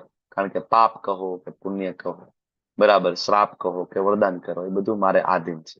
આગળના શ્લોકમાં ભગવાને કહે છે ઉદાસીન, ફરીથી શબ્દ ઉદાસીન વત તમે જે કહ્યું એ તટસ્થ રહીને ભગવાન કાર્ય કરે છે. અહીં તમે જોયું હશે ધનંજય શબ્દ છે. આખી ભગવદ ગીતામાં ધનંજય શબ્દ ઘણી બધી જગ્યાએ આવ્યો છે. અને તમે માર્ક કરજો કે જ્યાં જ્યાં ધનંજય શબ્દ તરીકે ભગવાન અર્જુન સંબોધન કરે છે ને, ત્યાં એક કોમન મેસેજ છે શ્લોકનો હંમેશા. ધનંજય શબ્દ આવે છે 1.15 માં, 2.48 માં, 2.49 માં, પછી 4.41 માં, 7.7 માં, 9.9 માં, આગળ 10.37 માં, 18.29 માં, 18.72 માં, 11.14 માં, અને હજી ઘણી જગ્યાએ ધનંજય શબ્દ આવે. પણ જ્યાં જે ધનંજય શબ્દ આવે ને, તો એક સેન્ટ્રલ થીમ છે ત્યાં કે ધનંજય નો મતલબ શું થાય? તો કે ભાઈ ધન ને લાવનાર. કોના માટે ધન લાવ્યા હતા અર્જુન? પોતાના માટે? ભોગ નહીં. કરવા માટે? કોના માટે ના, લાવ્યા હતા? એમણે યુધિષ્ઠિર બધું યજ્ઞ માટે. યુધિષ્ઠિર મહારાજ લગ્ન માટે. રાજશ્રી યજ્ઞ માટે. યુધિષ્ઠિર મહારાજ માટે. Simple answer. કોના માટે? યુધિષ્ઠિર મહારાજ માટે. પોતાના માટે નહીં. જેટલું પણ ધન લાવ્યા એમાંથી 1 રૂપિયો જુદો રાખ્યો હતો મારા માટે? ભાઈ આટલું 2 કરોડ લાવ્યો છું, 2 લાખ જુદા રાખી લઉં અને બાકીના યુધિષ્ઠિરને આપી દઉં. મારે વિચારવાનું તો ખરું ને ભાઈ, રિટાયરમેન્ટ પ્લાન નું હું થોડુંક વિચાર કરી લઉં મારો. અર્જુન આવું વિચાર્યું નહીં. બધું જેટલું લાવીને બધું યુધિષ્ઠિર મહારાજને આપી. તો ભગવાન એક સેન્ટ્રલ થીમ જે છે અર્જુનને કહી રહ્યા છે કે અર્જુન, તું છે ને નિષ્કામ ભાવે કર્મ કરવા માટે ઓલરેડી તું ટ્રેન છો. કારણ કે તે ઓલરેડી આટલું ધન લાવી અને યુધિષ્ઠિર મહારાજને આપી દીધું તું ને, તેમાંથી કઈ લીધું તો છે નહીં. તો આ જ નિષ્કામ છે. બરાબર. તો આ નિષ્કામ કર્મ, નિષ્કામ ભાવે કર્મ કરવાની જે ભગવાન ની સલાહ અર્જુનને જ્યારે છે, ત્યારે હંમેશા ભગવાન અર્જુનને ધનંજય તરીકે સંબોધન કરે છે. અને ઇવન અહીંયા પણ ભગવાન જે પોતે કરી રહ્યા છે એ નિષ્કામ ભાવે કર્મ છે. કે આટલું બધું સર્જન કરીને એમાં ભગવાનની કોઈ આસક્તિ નથી. ઉદાસીનવત, એટલે આ પણ નિષ્કામ થઈ ગયું. એટલે પણ અહીંયા અર્જુનને સંબોધન છે કયું છે? ધનંજય. તો એમને કઈ બરાબર, એમને કઈ ગમે ત્યારે ગમે તે નથી કહી દીધું. કૃષ્ણએ અર્જુનને ગમે ત્યારે મહાબાહો કીધું હોય, ગમે ત્યારે પરંતપ કીધું હોય, ગમે ત્યારે ધનંજય. નહીં. એક સેન્ટ્રલ થીમ ત્યાં ચાલી રહી છે. ભગવાન અને અર્જુનના હૃદયમાં બરાબર જે આપલે થાય છે એ સેન્ટ્રલ થીમ. આચાર્ય જ આપણને સમજાવી શકે કે આ ધનંજય કીધું છે એની પાછળ બહુ મોટો બધો એક આખો બરાબર ભાવ ચાલી રહ્યો છે. એમને ધનંજય નથી કીધું, એમને પરંતપ નથી, એમને માધવ નથી, એમને મહાબાહો નથી. એટલે આપણને આચાર્ય સમજાવી શકે. ભલે ભગવાને ડાયરેક્ટ લખેલું ના હોય, ભગવાનના શુદ્ધ ભક્તો આવે એ ભગવાનની હૃદયની વાત જાણી લે. ધનંજય તો આ આટલા માટે જ કે છે. એટલે તમે આ શ્લોક ઉપર સ્ટડી કરજો. તમારું હોમવર્ક છે કે જ્યાં જ્યાં ભગવદ્ ગીતામાં ધનંજય એક તો કેટલા શ્લોકમાં આવે છે, એ શ્લોકના નંબર, એ શ્લોકનો અનુવાદ તમે વાંચજો. અને તમે જોજો એની સેન્ટ્રલ થીમ આને લગતી હશે કે ભગવાન નિષ્કામ ભાવે અર્જુનને કર્મ કરવા માટે, અથવા ભગવાન પોતે એ રીતનું કર્મ કરતા હશે ત્યારે મોટા ભાગે ધનંજય શબ્દ આવ્યો હશે. ભાવાર્થ ઉદાસીન વત શબ્દ ઉપર પ્રભુપાદ ફોકસ કરે છે અને સમજાવે છે. બરાબર. કે ઉદાસીન વત એટલે એવું નથી કૃષ્ણને કઈ કામ નથી. Krishna is most busiest person in the world. સૌથી વધારે બિઝી છે ભગવાન એના ભક્તો સાથે. બરાબર. જગન્નાથજી બરાબર તમે જાઓ તો મોટા ભાગના ભગવાન રાત્રે શયન સમયે શ્રૃંગાર ઉતારી લેવામાં આવે અને પછી ભગવાન સુઈ જાય. જયારે જગન્નાથજીનું ઊંધું છે. જગન્નાથજીને રાત્રે ઇવન 11 વાગે જાવ તો તમને દર્શન થઈ જાય જગન્નાથજીને 11 વાગે. બરાબર. પછી એનો જયારે શ્રૃંગાર થાય, જેને મહાશ્રૃંગાર તરીકે ઓળખવામાં આવે, મહાશ્રૃંગાર થાય જગન્નાથજીનો, અને પછી થોડી વાર પૂરતા કપાટ બંધ થાય. શેના માટે? તો કે હવે જગન્નાથજી એક તો દેવતાઓને દર્શન આપશે, અને બીજું જેવા દેવતાઓના દર્શન પૂરા થશે ને એટલે જગન્નાથજી જગન્નાથપુરીમાં વિરહના ભાવ સાથે છે. કારણ કે જે સ્વરૂપ છે ને, મોટી મોટી આંખો, હાથ ઓગળી ગયા છે, આ રીતના હાથમાં આંગળીઓ નથી, ઓગળી ગયા છે હાથ, પગ ઓગળી ગયા છે. કયો ભાવ છે? વિરહનો ભાવ છે.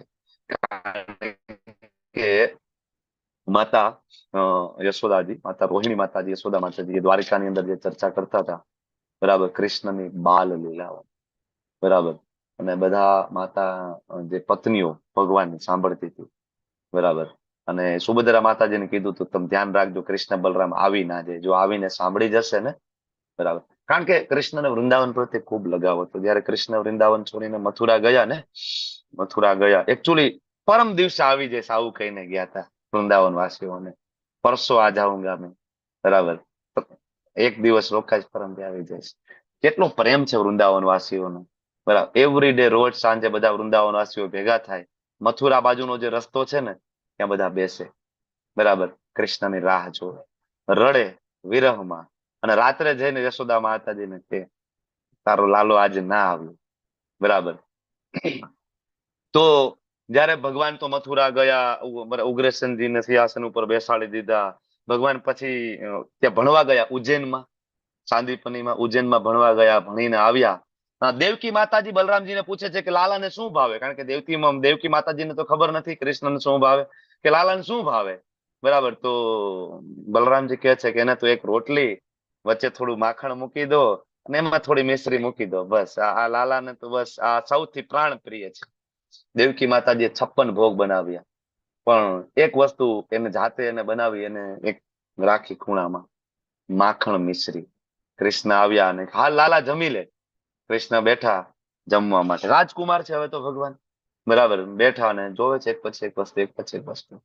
જયારે એની નજર કૃષ્ણની માખણ ને મિશ્રી ઉપર પડે છે ને, ભગવાનની આંખ બંધ થઈ જાય છે, આંખમાંથી આંસુ ચાલુ થાય છે, કારણ કે માતા હવે યશોદા યાદ આવવાનું ચાલુ થયું ભગવાનને. ભગવાન એના મિત્ર મધુમંગલ શ્રીધામા યાદ આવે છે. ભગવાન ખૂબ રડે છે, ખૂબ રડે છે. અને ત્યારે યશોદા માતાજી વસુદેવજીને કહે છે કે કૃષ્ણ બહુ રડે છે, તમે સમજાવો ને. વસુદેવજી કે હું તો કૃષ્ણને હજી એટલો બધો ઓળખતો પણ નથી, પણ કૃષ્ણ એનો મિત્ર છે ને, બરાબર, ઉદ્ધવ, બરાબર, એનું જરૂર માનશે. ઉદ્ધવજી મહારાજને બોલાવે છે, ઉદ્ધવજી જાઓ કૃષ્ણને સમજાવો ને. ઉદ્ધવજી મહારાજ, ઉદ્ધવજી એટલે કોણ છે? ઉદ્ધવજી એટલે કે જેના ગુરુ છે બૃહસ્પતિ. આ પૃથ્વી પરના એકમાત્ર એવા વ્યક્તિ હતા કે જેના ગુરુ છે, દેવતાઓના ગુરુ હતા, બૃહસ્પતિ, બરાબર. એ ઉદ્ધવજી મહારાજ છે, કૃષ્ણનો હાથ પકડી અને રૂમમાં લઈ જાય અને કપાટ બંધ કરીને કૃષ્ણની સામે કહે છે કે પરમ બ્રહ્મ છે, અનંત બ્રહ્માંડના સ્વામી છો. ભગવદ ગીતામાં તો ઘણી બધા જગ્યાએ તમે લખો છો આસક્ત ના થવું જોઈએ, ડિટેચ થવું જોઈએ, કર્મની એવા અધિકાર હસ્તે માં ફલે સુખદાસ. તમે તો આસક્ત થઈ ગયા, તમે તો ગોકુળના ગોપ બાળો, વૃંદાવનની, બરાબર, ગોપીઓ અને એ બધા ગોવડિયાઓમાં આસક્ત થઈ ગયા. ભગવાન રડતા રડતા કે છે ઉદ્ધવ ક્યારે પ્રેમ કર્યો છે? ઉદ્ધવજી કે ક્યારે ટાઈમ મળ્યો નથી, અત્યાર સુધી તો બૃહસ્પતિના આશ્રમમાં રહ્યા અને શીખ્યા અને જ્ઞાન અર્જિત કરવામાં સમય ગયો અને પ્રભુ એમાં પડવું નથી. કૃષ્ણ કે તો તને નહીં સમજાય ઉદ્ધવ કે આસક્તિ અને સ્નેહમાં શું ડિફરન્સ છે. જો ઉદ્ધવ આસક્તિ હોત ને તો ખાલી 8 કિલોમીટર થાય છે અહીંથી વૃંદાવન, મથુરાથી, બરાબર. આસક્તિ હોત હું જઈ શકતો હતો. અને વૃંદાવન વાસીઓને મારા પ્રત્યે આસક્તિ હોત ને તો વૃંદાવન વાળા દિવસમાં 3 વાર આવજા કરી શકે મથુરામાં મને મળવા માટે. ઉદ્ધવ આસક્તિ નથી, પ્રેમ છે, આ સ્નેહ છે, બરાબર. અને તું મને આટલું બધું સરસ સમજાવે છો ને, તો ઓકે, તું મને આ બધું સમજાવે, તું એક કામ કર, ગોપીઓને સમજાવી શકીશ, વ્રજવાસીઓને? ઉદ્ધવ કે હા, એમાં શું મોટી વાત છે, મહાન વિદ્વાન છું હું, બરાબર. કૃષ્ણ પોતાના મોર મુકુટ, બરાબર, એ કે ઉદ્ધવજીના માથા ઉપર લગાડે છે મોર મુકુટ, પોતાનું જો ઉત્તરી વસ્ત્ર ઉદ્ધવજી ઉપર મૂકે છે. ઉદ્ધવજી કે કેમ? આના વગર તને વ્રજવાસીઓ તારી સામે નહીં જોવે, તું જા એકવાર વૃંદાવન જા. ક્યારે આવીશ? ઉદ્ધવને કે છે, ઉદ્ધવજી મહારાજને કે સાંજે આવી જાય, બધાને સમજાવે. ઉદ્ધવજી મહારાજ વૃંદાવનમાં જાય છે અને વ્રજવાસીઓ તો રોજ બેઠા હોય છે, એવરીડે આંખમાં આંસુ છે, ક્યારે મારો લાલો આવે, ક્યારે મારો લાલો, અને રથ જોવે છે, બરાબર. અમારા કૃષ્ણ આવી ગયા, અમારો માધવ આવી ગયો, અમારો કાનુડો આવી ગયો, અમારો કનૈયા આવી ગયો, દોડે છે બધા. મધુમંગલ, શ્રીધામા, બધી ગોપીઓ બધા દોડે છે, કૃષ્ણ આવી ગયો, કૃષ્ણ. અમે બેઠશું, શ્રીધામા રિસાઈને બેસી જાય છે વૃક્ષની નીચે. મધુમંગલ કે છે કેમ તારે નથી આવું? તો કે ના, કે પરસોનું કહીને ગયો તો, કે કેટલા વર્ષ થઈ ગયા, કે આવ્યો નહીં, હું નથી મળવાનો એને, બરાબર. થોડી વાર થાય તો ફરીથી એ પણ જોડાઈ ગયા. તો કાંઈ તું રીસાણો હતો ને? તો કે રીસાવાનું પછી એકવાર મળી તો લઉં, એકવાર હૃદયમાં લગાવી તો લઉં કૃષ્ણને. દોડીને જાય છે, બરાબર. અને ઉદ્ધવજી બહાર નીકળે છે રથનો દરવાજો ખોલીને. બધા જોવે છે. ઉદ્ધવજી કહે છે જય શ્રી કૃષ્ણ. તો બધા કહે છે કે હા એ તો બરાબર છે, પણ અમારો લાલો, નજર તો લાલા ઉપર છે, કૃષ્ણ ક્યારે બહાર નીકળે? ઉદ્ધવજી કે હું એક જ આવ્યો છું, બીજું કોઈ નથી, બરાબર. શ્રી કૃષ્ણ તમને ખૂબ યાદ કરે છે ને મારા થ્રુ તમારા માટે સ્મૃતિ પત્ર મોકલ્યો છે. વ્રજવાસીઓ કે વાહ રે લાલા, એ કે કેટલા દિવસથી યાદ કરીએ છીએ, રૂબરૂ ના આવ્યો ને મિત્રને મોકલ્યો અને સ્મૃતિ પત્ર મોકલ્યો છે, બરાબર. ખૂબ રડે છે. ક્યાં છે એ કે મારે માફ કરજો બહુ ઉતાવળ છે, કે નંદ યશોદાજીનું ઘર ક્યાં છે? વ્રજવાસીઓ કે છે કે નદી જોવો છે ને, પછી કે નદીના તટ ઉપર ચાલ્યા જાવ, જ્યાં નદીનું ઉદ્ગમ સ્થાન છે ને એ નંદ યશોદાજીનું ઘર છે. ઉદ્ધવજી કે એવું કઈ રીતના બને? કોઈ નદીનું સ્થાન કોઈનું ઘર કેવી રીતના હોઈ શકે, બરાબર. ઉદ્ધવજી ત્યારે એમના મિત્રો ગોપબાળો કે છે જ્યારના કૃષ્ણ ગયા છે ને યશોદા, નંદ બાબા, બધા ગોપબાળો ગોપીઓ બધા નંદ બાબાની ઘરે મળીને રોજ કૃષ્ણ કથા કરે છે, એવરીડે. આંખમાં આંસુ છે. અને ત્યાંથી આ વહેતી નદી તમારી સામે જોવો છો ને, એ અમારા વ્રજવાસીઓના આંસુ છે. અને આ જયારે સાંભળે છે ઉદ્ધવ, ખબર નથી પડતી, ત્યાં જાય છે નંદ ભવનમાં, ઉદ્ધવજી બેઠા છે, બધી ગોપીઓ કથા કરી રહી છે. સવારમાં જાય છે ને કે છે હું સાંજે આવતો રહીશ. કેટલા દિવસ રોકાય છે ખબર છે? 6 મહિના. 6 મહિના સુધી ઉદ્ધવજી રોકાય છે. 6 મંથ કન્ટિન્યુઅસ કથા ભૂલી ગયા. કોણ ઉદ્ધવ, કોણ જ્ઞાન, બૃહસ્પતિનું જ્ઞાન, બધું ફિનિશ. ત્યારે ખબર પડે છે ગોપીઓનો પ્રેમ શું છે, વ્રજવાસીઓનો પ્રેમ કૃષ્ણ પ્રત્યેનો શું છે, બરાબર ને? ભગવાન પર અમથા કઈ થોડા વ્રજવાસીઓને આપણે યાદ કરીએ છીએ. ઓકે, તો અલગ ટ્રેક ઉપર આપણે ચડી ગયા. સરસ લીલા હતી. હજી ઘણી બધી એકચ્યુઅલી ખૂબ લાંબી લીલાઓ છે, ખૂબ ભાવ વિભોર કરી મૂકે એવી લીલા છે. તો ભગવાન કહે છે આસક્ત ના થવું જોઈએ. અને પ્રભુપાદ ન્યાયાલયનું એક્ઝામ્પલ આપે છે, જજ સાહેબનું એક્ઝામ્પલ ઉદાહરણ સ્વરૂપે આપે છે. તમે જરૂર તાત્પર્ય વાંચજો. ઓકે, અને છેલ્લે 9.10 માં ભગવાન કહે છે મયા અધ્યક્ષેણ પ્રકૃતિ. કર્મ કરે તો બંધન ના થાય એવું કેવી રીતના બને? કર્મ કરે તો ફળ ના મળે એવું કેવી રીતના બને? હે, બંધન તો કરાવે જ બધાને. અરે એવા લોકોના ભજન છે, કરેલા કર્મના બદલા દેવા રે પડે છે. સરસ ભજન છે. પણ ભજનની શરૂઆતમાં જે મહાત્મા ભજન ગાય છે, બરાબર, શરૂઆતમાં એમ કે છે કે આ કર્મના બદલા તો ભગવાનને દેવા પડે, બરાબર. ત્યાં આપણને ખબર પડે કે આટલું બધું જ્ઞાન હોવા છતાં પણ ભગવદ ગીતા વાંચી નથી. ભજન તો બહુ પ્રખ્યાત છે ને, કરેલા કર્મના બદલા દેવારે પડે છે. પણ ભજનની શરૂઆત અહીંથી થાય છે કે કર્મના બદલા તો ભગવાનને દેવા પડે, મતલબ ભગવદ ગીતા વાંચી નથી. કારણ કે ભગવાન કહે છે મયા અધ્યક્ષેણ પ્રકૃતિ સુયતે સચરાચરમ હેતુ નાને કંતય જગત પીતરી. કોઈ બંધન નથી, મારી જ શક્તિ છે. તમે શ્રાપ કહો, વરદાન કહો, પાપ કહો, પુણ્ય કહો, નર્કની યાતનાઓ, સ્વર્ગના સુખ વૈભવો જેના થકી પ્રાપ્ત થાય ને અર્જુન, મયા અધ્યક્ષેણ પ્રકૃતિ, મારી એક શક્તિ છે, બરાબર ને? અને એ મારી દેખરેખ હેઠળ છે, મારા કંટ્રોલ હેઠળ છે. અને એની દેખરેખ હેઠળ ચર અને અચર બધા જીવોનું ઉત્પત્તિ થાય છે. પ્રભુપાદ જયારે વૈજ્ઞાનિકો સાથે ચર્ચા કરતા ને, ત્યારે આ શ્લોકને કોટ કરતા કે આ જગત ઓટોમેટિક નથી, બરાબર. આ પ્રકૃતિ ઉપર ભગવાનનો કંટ્રોલ છે.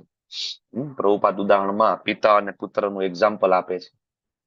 કઈ રીતના એક પિતા છે એ ગર્ભાધાન કરાવે છે, કઈ રીતના બધી ઈચ્છાઓ પૂરી કરે છે બાળકની, છતાં પણ ડિટેચ રહે છે, બરાબર. અને એક સ્મૃતિમાંથી એક એક્ઝામ્પલ પ્રભુપાદ લઈને આપે છે કે જેમ આપણે ફૂલ સૂંઘીએ છીએ તો ફૂલ અને આપણી ઘ્રાણ શક્તિ, સુગંધ આવે છે છતાં પણ એ બે વસ્તુના ડાયરેક્ટ સંબંધ નથી, એકાબીજા સાથે એટેચ નથી. ફૂલ અને ઘ્રાણ શક્તિ બે ડિટેચ છે, બરાબર. સુગંધ આવે છે વસ્તુ જુદી છે, ડિટેચ છે. એમ ભગવાન માત્ર દ્રષ્ટિપાત કરે છે, અનંત બ્રહ્માંડનું સર્જન કરે છે, પણ ભગવાન છતાં પણ ડિટેચ છે, બરાબર. તો આવી રીતના આ વિભાગ પણ અહીંયા પૂરો થયો. અને આ વિભાગમાં એક શ્લોક હજી આપણે લેવો છે, અવજાનંતી મા મૂઢા માનું ચિંતનું આશ્રિત. આટલું બધું સમજાવ્યા પછી પણ ભગવાન કહે છે ઘણા બધા એવા મૂર્ખાઓ છે જે એવું માને છે કે હું સામાન્ય મનુષ્ય છું, માનુષિમ, બરાબર. ભગવાન કહે છે અવજાનંતી. લેવલ 2 માં જાનંતી, અજાનંતી અને અવજાનંતી 3 શબ્દ ઉપર આપણે ચર્ચા કરીએ છીએ. જાનંતી એ જાણે છે, અજાનંતી બિલકુલ નથી જાણતા, પણ અવજાનંતી જે જાણે છે, જેની સામે છે, શાસ્ત્ર છે, છતાં પણ કે છે કૃષ્ણ ભગવાન નથી. સૌથી મોટો અપરાધ છે અવજાનંતી. બરાબર, જેવું માને કે કૃષ્ણ છે સામાન્ય માણસ છે, સામાન્ય, બરાબર, ભગવાન નથી. અવજાનંત માં મૂઢા, ભગવાન કહે છે મૂર્ખ છે. એને એવું લાગે છે કે હું મનુષ્ય રૂપે આવું છું. નહીં, મૂર્ખ છે. આનો તાત્પર્ય તમે વાંચશો ને બહુ લાંબો છે, કારણ કે પ્રભુપાદ આ ફિલોસોફી થી ખૂબ ઘૃણા હતી પ્રભુપાદને. બરાબર, કે જે ભગવાનને કોઈ સામાન્ય માણસ સમજે, તો પ્રભુપાદને એના પ્રત્યે ખૂબ ઘૃણા હતી. આ માયાવાદ છે, નિરાકારવાદ છે એકચ્યુઅલી, કે ભગવાનને ઊંચા પદ ઉપરથી નીચે પાડવાના, સામાન્ય માણસ બનાવી દેવાના. નાના નાના લોકો તો સમજ્યા, નાના નાના લોકો. આ ભારત દેશની અંદર એવા મહાન મહાન માણસો થયા છે જેને આપણે મહાત્માનું બિરુદ આપ્યું હોય. બરાબર, જે હાથમાં ભગવદ ગીતા લઈને જે ફરતા હતા ને, જે ડિટેચમેન્ટની ચર્ચાઓ કરતા હતા અને અહિંસા પરમ ધર્મની ચર્ચા કરતા હતા, એમનું પોતાનું સ્ટેટમેન્ટ છે કે કૃષ્ણએ જો રાસલીલા કરી હોય ને, તો હું નથી માનતો કે ભગવાન છે. કૃષ્ણ જો રાસલીલા કરે તો હું નથી માનતો કે કૃષ્ણ ભગવાન છે. ભગવાન નથી જો રાસલીલા કરતા હોય તો. કોની વાત કરું છું તમને ખબર છે. આત્મા ભગવદ ગીતા હોય, અહિંસા પરમ ધર્મનો પ્રચાર હોય, ભારત દેશની અંદર સર્વોચ્ચ સન્માન જેને પ્રાપ્ત થયું હોય, તો ભૌતિક રીતના આટલા મહાન માણસ હોય છતાં પણ ભગવદ ગીતાના જ્ઞાનના નામે મીંડું. એને ખબર નથી કે આ રાસલીલા શું છે, એને ખબર નથી કે આ ગોપીઓ શું છે, ખ્યાલ નથી કે આ 16,000 રાણીઓ કોણ છે, કેવી રીતના ભગવાનની લીલાઓ છે, ખબર જ નથી. આટલા મહાન માણસો સમજી શકતા નથી. મૂઢા કીધું છે, મૂઢા, સામાન્ય મનુષ્ય તરીકે ઓળખતા હોય છે. બરાબર, પ્રભુપાદનો ભાવાર્થ તમે જોશો ને, શરૂઆતમાં ભગવાન જે સર્જન કરે છે, પાલન કરે છે, તો સામાન્ય મનુષ્ય કેવી રીતના હોઈ શકે? ઈશ્વર છે સમજાવવા માટે પ્રભુપાદ બ્રહ્મ સંહિતાનો શ્લોક લઈ આવે છે. ઈશ્વર પરમ કૃષ્ણ સચ્ચિદાનંદ વિગ્રહ. તો ઘણા બધા એમ કે ઈશ્વર તો ઘણા બધા હોઈ શકે, તો પ્રભુપાદ એનું ખંડન કરવા માટે કહે છે કે હા, ઈશ્વર ઘણા બધા હોય. ઈશ્વરો અર્થાત નિયંતા, કંટ્રોલર ઘણા બધા હોય. તો એક વહીવટી અધિકારી, બરાબર, જેમ ભૌતિક જગતની અંદર અધિકારી, એનું એક્ઝામ્પલ પ્રભુપાદ આપે છે કે એક અધિકારી હોય તેની ઉપર એક અધિકારી હોય, એની ઉપર હોય, એની ઉપર હોય, પણ સર્વોચ્ચ કોઈ હોય છે, સુપ્રીમ હોય છે. એ પરમ નિયંતા કોણ છે? એ ઈશ્વર પરમ કૃષ્ણ પરમ નિયંતા. નાના નાના ભગવાન હોય, દેવ દેવતાઓને પણ નાના નાના ભગવાન કહેવાય. એના પાસે પણ થોડો થોડો કંટ્રોલ છે. બરાબર, નાના નાના. એટલે ઘણી વખત જો ભગવાન નારદજી તરીકે સંબોધન કરવામાં આવે, ભગવાન બ્રહ્માજી તરીકે સંબોધન કરવામાં આવે છે. બરાબર ને? ભગવાનના ભક્તોને પણ ઘણીવાર ભગવાન તરીકે સંબોધન કરવામાં. નાના નાના કંટ્રોલર છે, પણ પરમ નિયંતા કોણ છે? ઈશ્વર પરમ કૃષ્ણ. બીજો વિભાગ પ્રભુપાદનો સમજાવે છે. બરાબર, તો શું કામ લોકોને એવું લાગે કે ભગવાન ઈશ્વર નથી અને માણસની જેમ બરાબર લાગે? કારણ કે ભગવાને એવી માનવ લીલાઓ કરી છે. માનુષીમ, ભગવાને એવી એવી લીલાઓ કરી છે. ગોપાલ તાપની ઉપનિષદનો પ્રભુપાદ રેફરન્સ આપે છે. બરાબર, અને રામાયણની તમે રેફરન્સ જો, રામચંદ્રજી તરીકે જયારે ભગવાન આવ્યા અને ભગવાને જે લીલાઓ કરી છે, માતા સીતા નું હરણ રાવણે કર્યું. એકચ્યુઅલી એ માયા સીતાને લઈ ગયા હતા. ઓરિજિનલ સીતાજી તો અગ્નિદેવીને આપી હતી, માયા સીતાને લઈ ગયા. પણ પછી રામચંદ્રજી જે વિલાપ કરે છે, સીતે સીતે સીતે કરે છે, અને એટલો બધો વિલાપ કરે છે, ઇવન કોઈ સામાન્ય માણસ પણ જોવે ને એમ થાય કે આટલી બધી શું પત્નીમાં આસક્તિ હોય. રામચંદ્રજી ત્યાં સુધી વૃક્ષોને પૂછે તમે મારી સીતાને જોઈ છે, પક્ષીઓને પૂછે તમારી સીતાજીને જોઈ છે, બરાબર, પહાડોને તમે મારી સીતાજીને જોઈ છે. આટલું બધું ભાન ભૂલી ગયા એવું લાગે આપણને ભગવાન થઈને. તો કોઈને એમ થાય કે આટલી બધી શું છે, વયા ગયા તો વયા ગયા, જેવી ભગવાનની ઈચ્છા. આટલું બધું શું આસક્તિ હોય? બરાબર ને?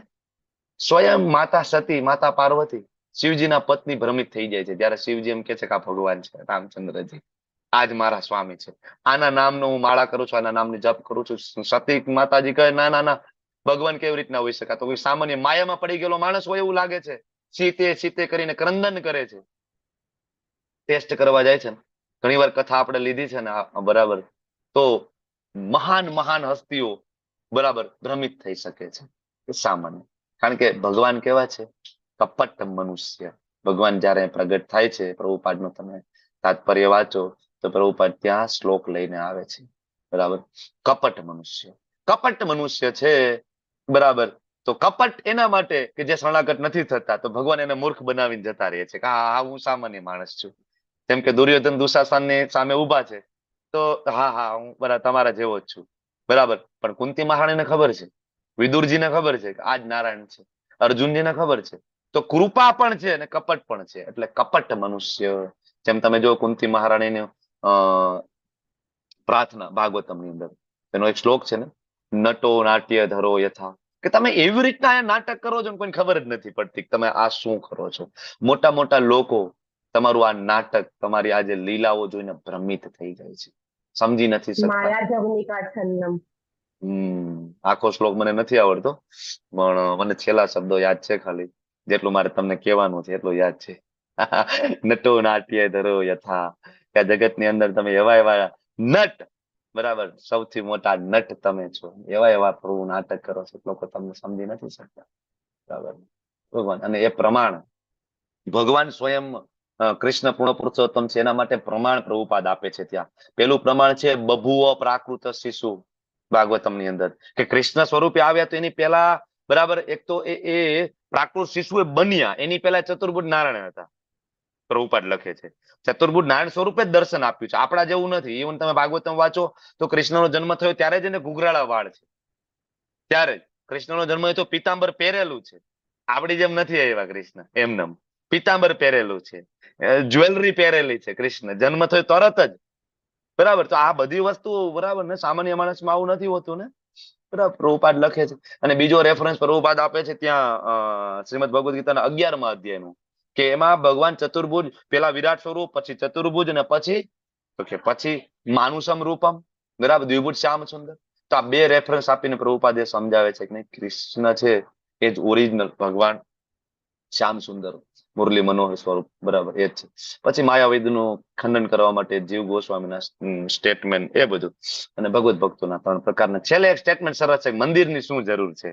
આ તાત્પર્યમાં મંદિરની જરૂરિયાત વિશે પ્રભુપાદ સરસ લખે છે, મંદિર શું કામ, બરાબર. તમે વાંચજો તમે લોકો તો આ અધ્યાયના પહેલાના શ્લોકોની સમજૂતી ઉપરથી સ્પષ્ટ થાય છે કે પૂર્ણ પુરુષોત્તમ પરમેશ્વર એક મનુષ્ય રૂપે પ્રગટ થયા હોવા છતાં સામાન્ય મનુષ્ય નથી, જે ભગવાન અખિલ બ્રહ્માંડનું સર્જન, પાલન તથા વિનાશ કરે છે, તેઓ માત્ર મનુષ્ય હોઈ શકે નહીં.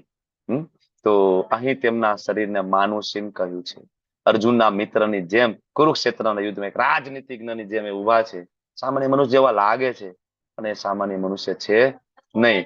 કલ્પના કરી શકતા નથી લોકો કે માનવ જેવું સ્વરૂપ એક સાથે અનંત અને અંત, એટલે કે ઇન્ફાઇનાઇટ અને ફિનાઇટ, બે કઈ રીતના હોઈ શકે. સર્વવ્યાપી પણ હોઈ શકે ને અર્જુનની સામે પણ ઉભા છે, સમજી નથી શકતા એ લોકો, આવું કઈ રીતના હોઈ શકે સર્વવ્યાપી. એ લોકો એવું માને છે સર્વવ્યાપી હોય એટલે પૂરું થઈ ગયું, નિરાકાર.